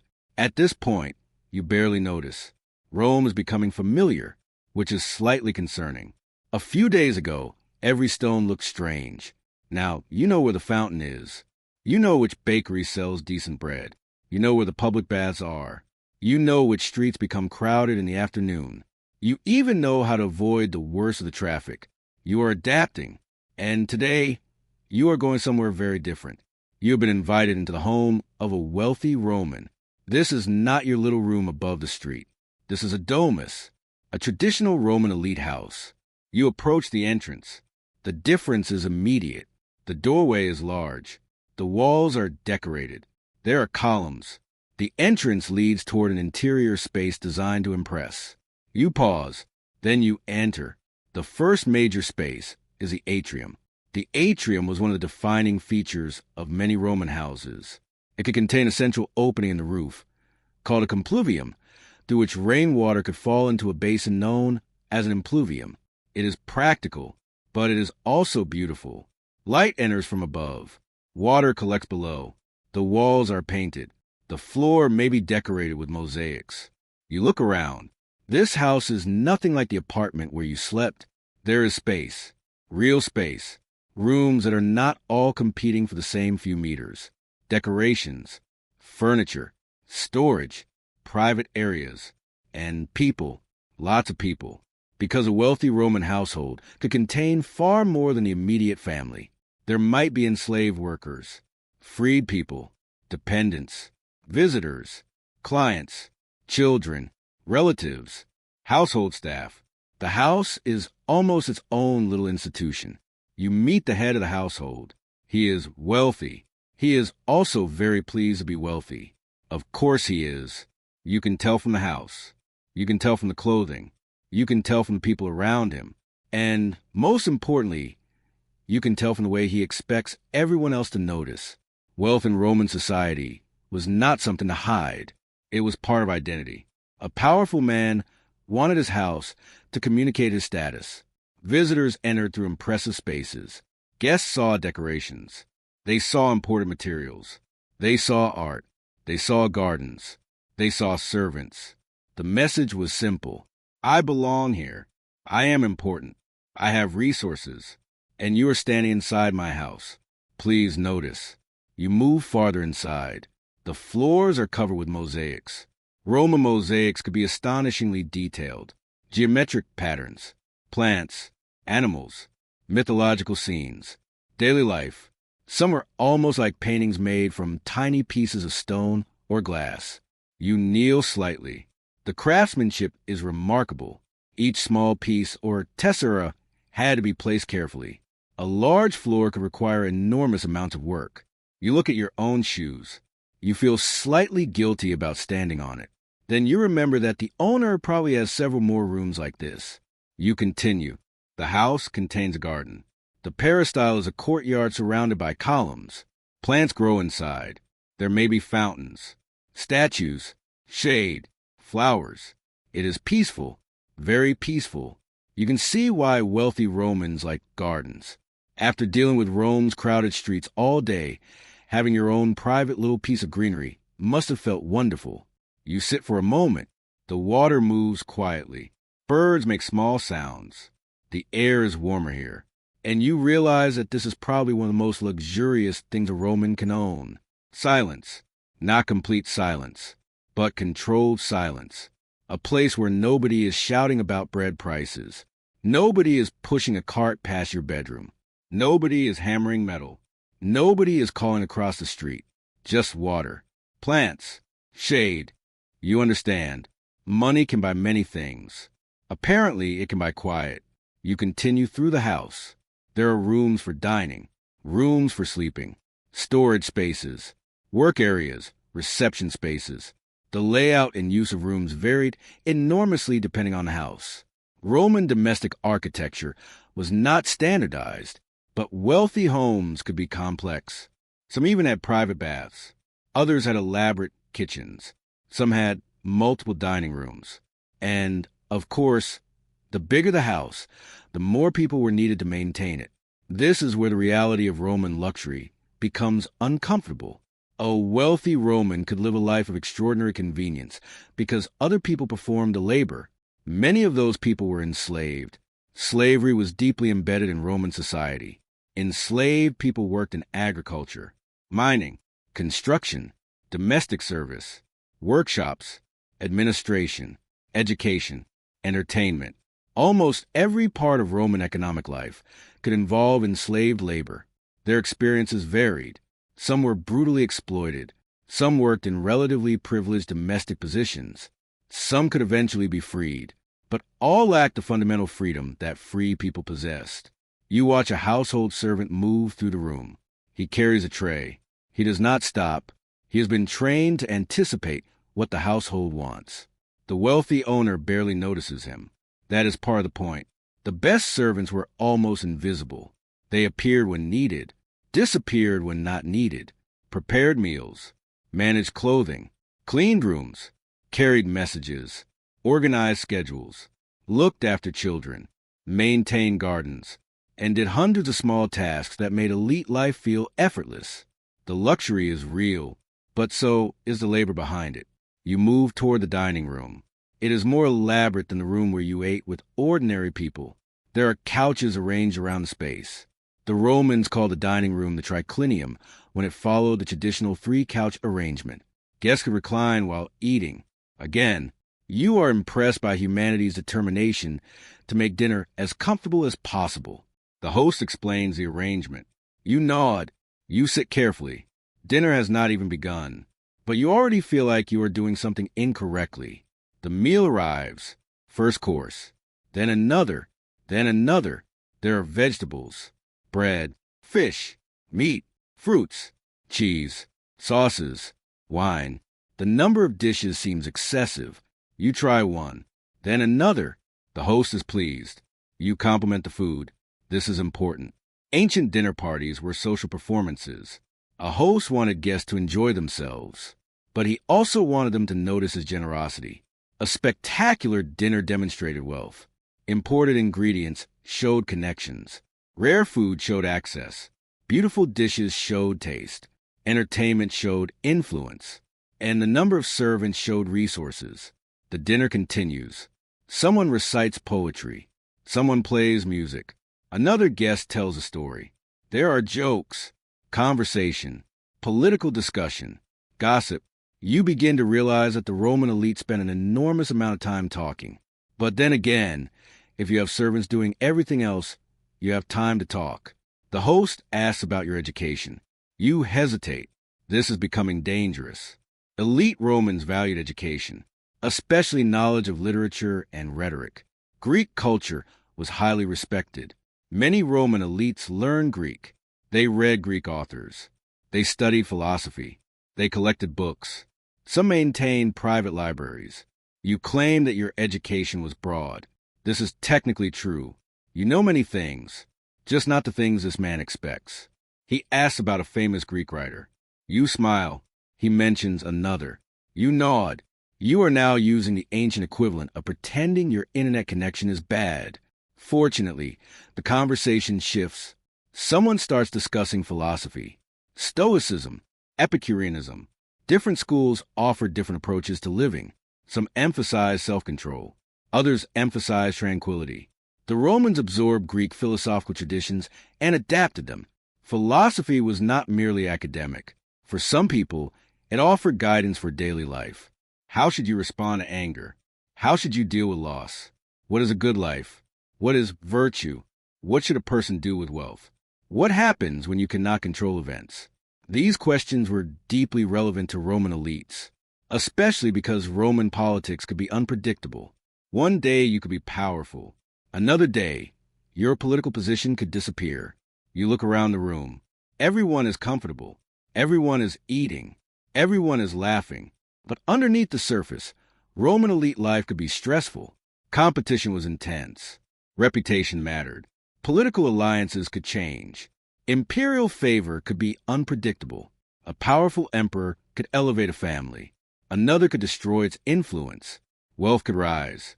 Wealth could fall. A person could become famous, then forgotten. You begin to understand why Roman elites cared so much about appearing composed. They needed to perform confidence, even when they were worried. You take another sip of wine. The evening continues. Someone brings a dessert, fruit, honey, perhaps pastries. You eat slowly. You are beginning to feel sleepy. The food is heavy. The room is warm. The lamps are flickering. Someone is speaking about a distant province. You do not understand half of it, but you listen. The host's house feels separated from the city. Outside, ordinary people are still working. Inside, this group is discussing philosophy while reclining on couches. The contrast is enormous, and it is one of the central contradictions of Rome. The empire could produce immense wealth, but wealth was concentrated. Luxury existed beside poverty. Education existed beside illiteracy. Political power existed beside political exclusion. Comfort existed beside exhausting labor. And Roman society accepted these differences as part of its structure. You move into the garden again. The night air is cooler. The fountains are quiet. You look back at the house. It is beautiful. There is no denying that. Roman art and architecture could be extraordinarily sophisticated, but the beauty has a price. Stone had to be quarried, transported, cut, installed. Mosaics had to be made. Gardens had to be maintained. Water had to be carried. Food had to be prepared. Clothing had to be washed. Rooms had to be cleaned. Every luxury depends on labor. The wealthy simply do not perform most of that labor themselves. You think about your own modern life. You have machines, electricity, running water, appliances, modern transportation. Technology performs countless tasks. The Roman elite had another solution. People, lots of people. You return to the dining room. The host is still talking. Someone else has started telling a story. You listen quietly. Eventually, the evening begins to end. Guests prepare to leave. Servants carry lamps. Doors open. People say their farewells. You step back into the street. The contrast is immediate. The quiet garden is gone. Now you are surrounded by ordinary Rome again. Street noise, footsteps, animals, shops, people, smoke. You walk slowly. Your mind is full. You have seen how the wealthy live. And it is almost another civilization within the same city. The ordinary worker has a small room.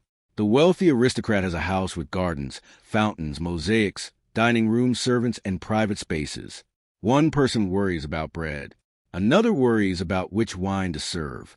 Both live in Rome, but they experience completely different worlds. You continue walking. The night is getting darker. The streets are calmer. You think about the strange advantages of wealth.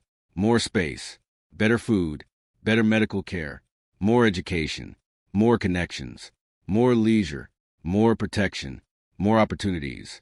And yet, even the richest Roman cannot escape time. He will grow old. His children will grow old. His house will eventually belong to someone else. His name may be forgotten. The marble will remain longer than he does. That thought feels strangely comforting, because it makes everyone equal in one very simple way. The emperor, the senator, the merchant, the slave, the worker, the child, the wealthy aristocrat, all of them eventually become part of the past. You return to your room. It feels smaller than before, but it is comfortable enough. You lie down. The day's contrast follows you. The crowded street, the quiet garden, the enormous dinner, the servants moving silently, the mosaics beneath your feet, the fountain, the lamps, the conversations. You close your eyes. For a moment, you think about the people who built all of this, the workers who carried stone, the artists who made mosaics, the gardeners, the cooks, the cleaners, the servants, the merchants, the farmers who produced the food, the sailors who carried it, the soldiers who protected trade routes, the officials who collected taxes, the entire enormous network behind one wealthy Roman dinner. The host probably thought himself as the center of the evening, but he wasn't. The real center was the system. Thousands of people, millions, perhaps, all connected, all working, all moving, all contributing something. And that is what made Rome possible. You pull the blanket over yourself. The room is dark. The city is quieting. Your eyes become heavy. Tomorrow, there will be another side of Rome to explore, a much rougher side, the side of people who cannot simply retreat into private gardens, the side of soldiers, travelers, merchants, an enormous empire beyond the city walls. For now, though, you've seen enough. The wealthy have eaten. The lamps are fading. The fountains continue flowing, and Rome is settling into another night. Breathe slowly. Let the marble halls disappear. Let the crowded streets disappear. Let the voices become distant. You are lying in a tiny Roman room. The empire is outside. But for tonight, you don't have to worry about it. Just sleep. Rome can continue without you. At least until morning. Morning comes again. By now, waking up in ancient Rome is beginning to feel strangely ordinary. You hear the street. You hear footsteps. Someone is opening a shop. Someone is arguing. A cart passes below. And somewhere nearby, a rooster has decided that everyone needs to know exactly what time it is. You sit up. For a moment, you almost reach for your phone. Then you remember. No phone. No clock. No internet. No little screen telling you what happened while you were asleep. You are still in Rome. And today, you are leaving the city. Not permanently. Just for a while. Because after spending so much time inside Rome itself, you've started wondering about the enormous world beyond the walls. Rome is only the center. The empire stretches much farther. Across Italy. Across the Mediterranean. Into Gaul. Spain. North Africa. The Balkans. Greece. Asia Minor. Syria. Egypt. And many other regions.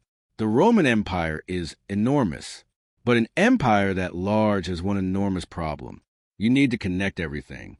People, food, messages, taxes, soldiers, goods, officials. And this is where Roman roads become important. You leave the city through one of its great roads. The road is solid beneath your feet. Roman roads became famous for their engineering. They were not all identical. Some were carefully constructed with multiple layers. Others were simpler local routes. But the major roads could be remarkably durable.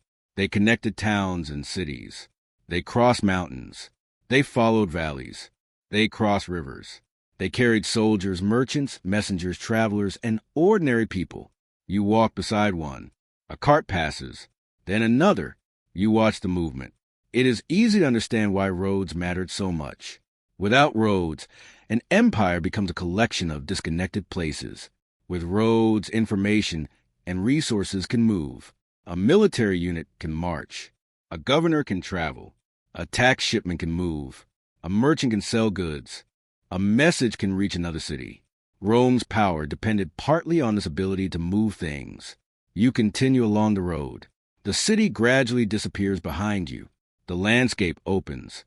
There are farms, fields, trees, small settlements. You realize how quickly the environment changes. Inside Rome, everything was crowded. Outside, there's space. And agriculture is everywhere. Rome needed enormous quantities of food: grain, olive oil, wine, animals, vegetables, fruit, fish. The countryside fed the cities. The relationship was simple. The city consumed. The countryside produced. Of course, the reality was much more complicated. Land ownership was unequal. Large estates existed. Small farmers existed. Enslaved labor was common in some agricultural regions. Tenant farmers worked land they did not own. Veterans sometimes received land. Local conditions varied enormously. There was no single Roman countryside. You pass a field. Workers are harvesting. You watch for a moment. It is quiet. No crowds. No forum. No senate. No marble monuments. Just work. A person bends down. Another carries something. An animal pulls a load. The rhythm is slow, repetitive, necessary. You realize that the empire ultimately depends on scenes like this. A senator can give a speech. An emperor can issue an order. A general can command an army. But someone still has to grow the grain. You continue walking. Eventually, you encounter a group of soldiers. Now, the atmosphere changes. The Roman army was one of the most important institutions in the empire. Legions were professional military formations. Soldiers could serve for many years. They trained. They marched. They built roads. They constructed forts. They guarded frontiers. They fought wars. And they became part of a vast military system stretching across the empire. You watch the soldiers move. Their equipment is practical, heavy, designed for long campaigns. The famous Roman military image is often simplified. Not every soldier looked exactly the same. Equipment changed over time. Units varied. Auxiliary troops came from many parts of the empire, and the Roman army was more diverse than the popular image sometimes suggests. Soldiers from distant provinces could serve Rome. Some eventually gained citizenship. Military service could offer opportunities that were difficult to find elsewhere. For a poor young man, the army could provide regular pay, food, structure, and eventually certain benefits. But military service was also hard. Marching, training, discipline, long period away from home, danger. You watch the soldiers disappear down the road. And you realize that the Roman Empire was held together partly by men who spent years traveling away from their families. A soldier might be stationed hundreds of miles from home. He might serve in Britain, Syria, Egypt, North Africa, the Balkans, Spain. He might meet people whose languages he did not understand. He might eventually settle far from where he was born. The army became one of the great engines of cultural exchange. People moved, languages mixed, religions traveled, food traveled, customs traveled, Roman identity traveled. The empire was not simply Rome spreading outward. It was also Rome absorbing the people it encountered. You continue down the road. A small settlement appears. There are buildings, shops, a place to rest, perhaps an inn. Traveling in the Roman world was possible, but it was not easy. You did not simply book a hotel online. There were roads and stopping places. Travelers relied on inns, private hospitality, military facilities, and local networks. The wealthy might travel with servants. Merchants traveled with goods. Officials traveled with escorts. Soldiers traveled in groups. Ordinary people traveled when necessary. You enter an inn. It is simple. You sit down. Someone brings food, bread, olives, something warm. You are beginning to suspect that bread and olives are going to follow you everywhere. You eat. Nearby, travelers are talking. One has come from a distant province. Another is heading toward the coast. Someone mentions a ship. Someone else complains about the road. And suddenly you understand how information moved through the ancient world. People carried it. A merchant might hear something in one city and repeat it in another. A sailor might bring news from a port. A soldier might carry a story home. A traveler might exaggerate everything. And eventually, the original fact could become something completely different. No internet, but rumors still traveled. Humans remain remarkably efficient at spreading information. You leave the inn. The road continues. The sun is warm. The countryside is quiet. And you begin thinking about the empire as a whole. How did Rome control so much territory? There was no modern telecommunications network, no radio, no airplanes, no trains, no satellites, no central computer. Instead, Rome relied on administration, local governments, provincial officials, tax systems, military forces, roads, ships, letters, and cooperation from local elites. Rome could not personally supervise every village. It didn't need to. Local communities often retained their own traditions and institutions. Rome demanded taxes, loyalty, and political obedience. In return, local elites could gain status within the Roman system. Cities might receive Roman-style buildings. Local leaders could gain citizenship. People could join the army. Merchants could benefit from imperial trade networks. Romanization was therefore not a simple process of everyone suddenly becoming exactly the same. Different regions remained different. Languages survived. Local religion survived. Local customs survived. People adapted Roman practices to their own traditions. The empire was diverse, very diverse. You continue walking. Eventually, you reach a small river. A bridge crosses it. You stop. The engineering is impressive. Stone arches, strong foundations, carefully fitted materials. The Romans built bridges throughout their territories. Some survive remarkably well. You walk across. Below, the water moves slowly. You look back toward the road. People continue traveling. A merchant, a soldier, a family, a messenger, a farmer, a worker, different lives, same road. And suddenly you understand something. The Roman road is not simply infrastructure. It is a meeting point. People from different parts of the empire encounter one another here. Languages mix. Stories mix. Goods mix. Ideas mix. This is how empires become more than political maps. They become networks of people. You keep walking. The afternoon begins to fade. You stop near a field. There's a small settlement nearby. People are preparing food. Children are playing. Someone is repairing a tool. A woman carries water. A man is working with an animal. Again, ordinary life. You have spent days looking for something extraordinary.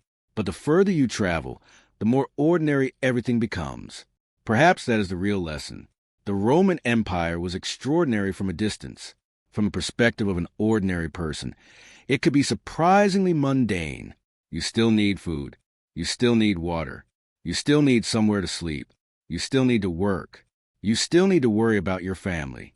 You still get tired. The empire may stretch across continents, but your feet still hurt. You sit beneath a tree. The shade is cool. A soldier walks past. You watch him. He does not notice you. He is thinking about something else. Perhaps home. Perhaps food. Perhaps his pay. Perhaps nothing at all. You wonder how many Roman soldiers walked roads like this. How many merchants? How many families? How many children? How many people whose names nobody remembers? History tends to preserve the names of powerful people, but roads preserve something else. Footprints, not literally, perhaps, but metaphorically. Every traveler leaves behind a tiny trace. The road remains. The travelers disappear. You eventually turn back toward the city. The return journey is slower. You are tired. The landscape changes again. Fields, buildings, road, walls, and finally, Rome. The city appears in the distance. Even from outside, it feels enormous. You approach the gates. People are entering. Others are leaving. Guards are present. Merchants are moving goods. Animals are being led through. You pass inside, and immediately the familiar noise returns. Rome, crowded, busy, imperfect, alive. You walk through the streets. Now the city feels different. You have seen what lies beyond it. You have seen the farms, the roads, the soldiers, the travelers, the settlements, the enormous machinery that feeds the capital. You understand that Rome is not isolated. It is the center of a network. Every loaf of bread has a story. Every jar of oil has a journey. Every soldier has a route. Every message has a messenger. Every imported luxury has passed through countless hands. The empire is constantly moving. You reach your room. You sit down. Your legs hurt. You are exhausted. You remove your shoes. And you realize something almost funny. After all your fascination with Roman monuments, politics, emperors, and military power, the thing you understand most clearly is your feet. Your feet have had enough. You lie down. The city is becoming quiet again. You think about the soldiers, the roads, the farms, the merchants, the bridges, the distant provinces. Rome is vast, but Rome is also fragile. It depends on food arriving, taxes being collected, roads being maintained, soldiers being paid, officials doing their jobs, ships arriving, farmers producing, merchants trading, people cooperating. If too many pieces fail, the system struggles. The Romans knew this. They constantly worked to maintain the empire, not always successfully. No empire is permanent. But for centuries, the Roman system continued. You close your eyes. You imagine the road spreading outward from Rome. One road, then another, connecting cities, provinces, ports, forts, farms, markets, people. The map becomes enormous. And yet, somewhere on one of those roads, a tired person is simply walking home. A Roman soldier is thinking about dinner. A merchant is counting coins. A farmer is checking the weather. A child is waiting for his mother. A traveler is trying to find an inn. Life continues. The empire continues. And you begin to understand that the Roman world was not built only by emperors. It was built by ordinary people moving through it, walking, working, trading, farming, fighting, traveling, raising families, sleeping, waking, repeating. You breathe slowly. The sound of the city becomes softer. A distant cart, a voice, a door closing, footsteps, then quiet. Tomorrow, you will see another side of Roman life, perhaps the most human one. Illness, old age, death, and the ways Romans tried to make sense of all three. It will not be dramatic. There's no need for that. It will simply be another part of ordinary life. For now, though, the road is behind you. Your bed is waiting. The city is settling. The lamps are going out one by one. And the enormous Roman Empire, for a few hours, can continue without you. Close your eyes. Relax. Let the road disappear. Let the soldiers disappear. Let the distant provinces disappear. All that remains is the quiet room, the soft night, and the slow breathing of a city that has been awake all day. Sleep gently. Tomorrow is another Roman morning. The morning comes one more time. You open your eyes. For a moment, there is no confusion. You know where you are. You know the sound of the carts below. You know the smell of bread drifting through the street. You know that somewhere nearby, someone is already arguing about something that probably could have been settled yesterday. You've been in ancient Rome long enough now that the city no longer feels entirely foreign. It feels familiar, not modern, never modern, but familiar. And perhaps that is because you have finally stopped looking for the spectacular. You are no longer searching for emperors. You are no longer expecting every street corner to contain a historical event. You have learned to look at the ordinary things. A woman carrying water, a baker opening a shop, a worker sweeping a floor, a child running through the street, an old man sitting in the shade, a soldier returning from somewhere far away, a family eating dinner, a lamp burning beside a doorway. This is Rome. And today, you are going to think about something that every Roman eventually had to think about. Time. You leave your room. The morning is gentle. You walk toward a quieter part of the city. There are tombs outside the busiest areas. Roman burial customs varied enormously across periods, communities, religions, and social classes. But the dead were not simply forgotten. Romans cared about memory. Families remembered ancestors. Tombs could display names, family relationships, occupations, achievements, sometimes even personal messages. You stop beside one. There is a name carved into stone. You do not recognize it. The person was probably not famous. No emperor, no general, no philosopher, just a person. Someone who lived, someone who had a family, someone who worked, someone who probably had favorite foods, someone who probably complained about something, someone who laughed, someone who became tired, someone who once stood exactly where you were standing. And now only the stone remains.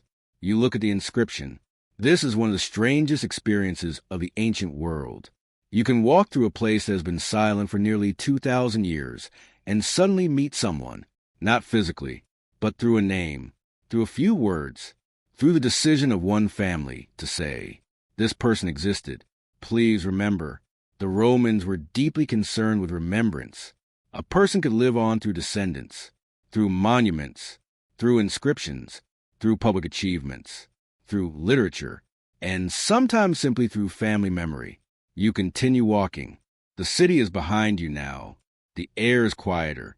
You think about old age. For ordinary Romans, growing old could be difficult. Life expectancy at birth was low compared with modern societies, largely because infant and childhood mortality was high. This does not mean everyone died young.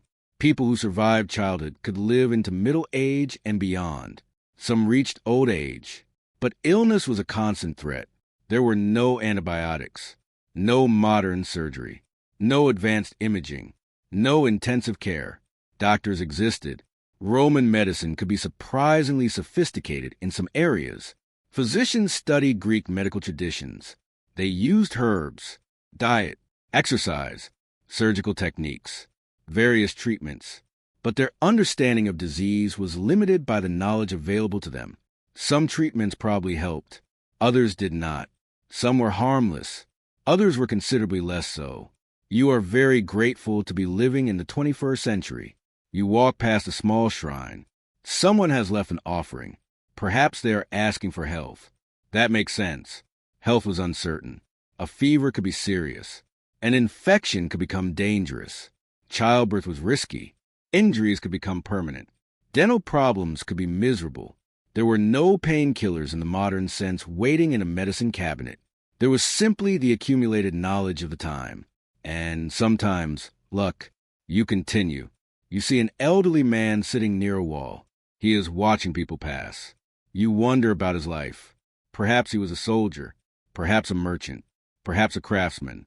Perhaps he spent his entire life in Rome. Perhaps he came from somewhere else. Rome was full of people who had traveled.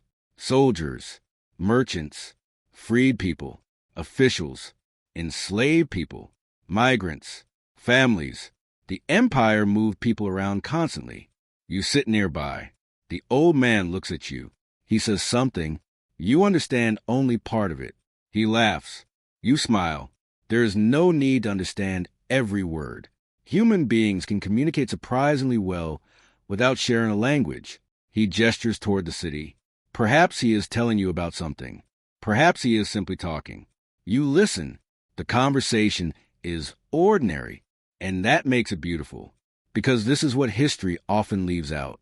An old person talking, a child listening, a friend remembering, a family eating, a person telling a story that will never be written down. Most human history was never recorded. Most lives disappeared without documents. Most conversations vanished the moment they ended. And yet, those lives mattered. They were the lives that built everything. You stand again. The sun has risen higher. You walk toward the Forum one final time. You recognize the buildings, the columns, the streets, the fountain, the crowds. But now you see them differently. The Forum is filled with monuments to powerful people. But behind every monument are workers, stonecutters, builders, carvers, transporters, architects, engineers. laborers, servants, people whose names may never have been recorded. You look at the enormous structures. They seem permanent, but they are not. Nothing is. Buildings collapse. Cities change. Languages disappear. Governments end. Emperors die. Even Rome itself will eventually become something different. That is one of the quiet lessons of history. People build as though their world will last forever, and perhaps they should. A person cannot live while constantly thinking about the end. You build the house. You plant the tree. You raise the child. You carve the inscription. You repair the road. You bake the bread. You go to work. You make dinner. You sleep. Then you wake up and do it again. That is how civilization continues. Not because everyone believes they are making history. Most people simply believe they are living. You walk toward a market. A baker is working. You recognize him. He recognizes you. He smiles. You buy bread. This time, you pay without confusion. You count the coins correctly. You have finally become competent. After all this time, you take the bread and continue. You pass the bathhouse. You remember your first visit. The heat, the steam, the strange conversations, the strigil, the cold pool. You smile. Then you pass the workshop. You see the craftsman. He looks busy. You helped him once. Not very well, but you helped. Then you pass the road leading outside the city. You remember the soldiers, the farms, the bridge, the travelers, the enormous world beyond Rome. And suddenly the entire experience feels connected. The city, the empire, the people, the roads, the food, the baths, the houses, the politics, the work, the families, the tombs. Everything belongs to the same world, a world that seems impossibly distant, and yet, in many ways, deeply familiar. You sit near the fountain. Water flows quietly. You listen. A child is playing nearby. A woman is filling a container. A man is talking with a friend. Someone is selling something. A dog is sleeping. The city continues. You realize that if you really had woken up in ancient Rome, the hardest part would not have been learning Latin. It would not have been understanding Roman clothing. It would not have been learning which emperor ruled. It would not even have been getting used to the food. The hardest part would have been accepting that you were no longer the center of your own world. You would have to begin again. You would have to learn, watch, listen, adapt, make friends, find work, find shelter, learn the rules, and slowly become part of the place. That is something travelers have always experienced. Every new city asks the same questions. Who are you? Where do you belong? What do you know? Who do you trust? What do you do? Where will you sleep? What will you eat? Ancient Rome simply asked those questions with fewer conveniences.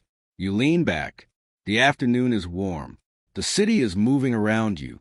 You think about all the people you have encountered. The baker, the craftsman, the bathhouse workers, the wealthy host, the soldiers, the travelers, the children, the old man.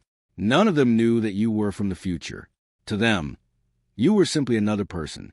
And perhaps that is the best ending for this strange journey. You did not become emperor. You did not command a legion. You did not give speeches in the Senate. You did not become famous.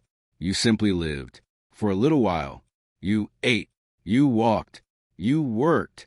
You bathed. You listened. You slept. You watched the city. And you discovered that the ordinary life of ancient Rome was far more complicated than the marble statues suggest. It was beautiful. It was uncomfortable. It was sophisticated. It was unequal. It was noisy. It was sometimes peaceful. It was full of incredible engineering and very basic problems. It had aqueducts but no antibiotics. It had magnificent roads but no automobiles. It had elaborate literature but widespread illiteracy. It had enormous wealth beside severe poverty. It had advanced public infrastructure beside dangerous housing. It had powerful emperors and ordinary people who mostly wanted to get through the day. Contradictions everywhere. And perhaps that is why Rome remained so fascinating. It was not a perfect civilization. It was not a primitive one either. It was simply human. You stand up. The sun is beginning to lower. The shadows stretch across the stones. You walk back toward your room. You know the route now. The fountain, the bakery, the workshop, the stairs. You climb them one final time. You enter the little room. It feels strangely comfortable. You sit down. Outside, Rome continues. The city will eventually become something else. The people you met will disappear. The buildings will change. The streets will be rebuilt. The empire will expand. Then contract. The names of emperors will become history. The language will change. New religions will spread. New rulers will arrive. Centuries will pass. But tonight, none of that has happened yet. Tonight, you are still here. The lamp beside you burns quietly. You lie down. The blanket is rough. The bed is still not very comfortable. You have accepted this. You close your eyes. You hear the city one final time. A distant voice. A footstep down a cart. A dog. A door. Then silence. You think about the first morning. You woke up confused. You had no idea where you were. You did not understand the clothes. You did not understand the money. You did not know where to eat. You did not know where to sleep. Now you know. Not everything, but enough. You know where the water is. You know where the bread is. You know how the bath works. You know how to pay. You know which road leads out. You know that the wealthy live differently. You know that the poor work hard. You know that the empire depends on ordinary people. You know that the city never becomes completely quiet. And you know that somewhere, someone is probably still arguing about something completely unnecessary. Of course they are. Some things never change. You smile. Your eyes become heavy. The Roman world begins to fade. The forum becomes distant. The roads become distant. The bathhouse becomes distant. The crowded market becomes distant. The wealthy garden becomes distant. The soldiers disappear into the countryside. The baker closes his shop. The craftsman puts away his tools. The children go home. The lamps grow dim. And the city settles into sleep. You breathe slowly. The past is quiet now. For a few moments, there is no emperor, no army, no politics, no taxes, no crowds, no roads, no monuments, just darkness, and the simple rhythm of breathing. Perhaps that is what history really is. Millions of ordinary lives, millions of mornings, millions of dinners, millions of nights, most forgotten, most unnamed, but real. People lived here. They worried. They laughed. They worked. They loved. They got tired. They grew old. They slept. And eventually, they became the people we now call ancient. But while they were alive, they did not feel ancient. They simply felt like themselves. And if you woke up in ancient Rome tomorrow, you would probably discover the same thing. The world would look strange. The clothing would feel strange. The streets would smell strange. The language would be strange. The food would be different. The rules would be different. But after a while, you would probably stop thinking about the fact that you were living in history. You would simply start living. You would worry about breakfast. You would worry about work. You would worry about money. You would worry about family. You would complain about the weather. You would get tired. You would go to sleep. And the next morning, the city would wake up again, just as it always had, just as cities still do. The centuries would pass quietly around you. The stones would remain. The fountains would flow. The roads would stretch into the distance. And somewhere, beneath all that history, the ordinary rhythm of human life would continue. You take one last slow breath. The room is dark. The city is quiet. Your journey through ancient Rome is over. For tonight, you don't need to wake the emperor. You don't need to visit the Senate. You don't need to find another bath. You don't need to count another Roman coin. You can simply sleep. The ancient city can wait. The streets can wait. The empire can wait. Morning will come when it comes. And for now, you are safe inside the quiet darkness. Good night. The story is end.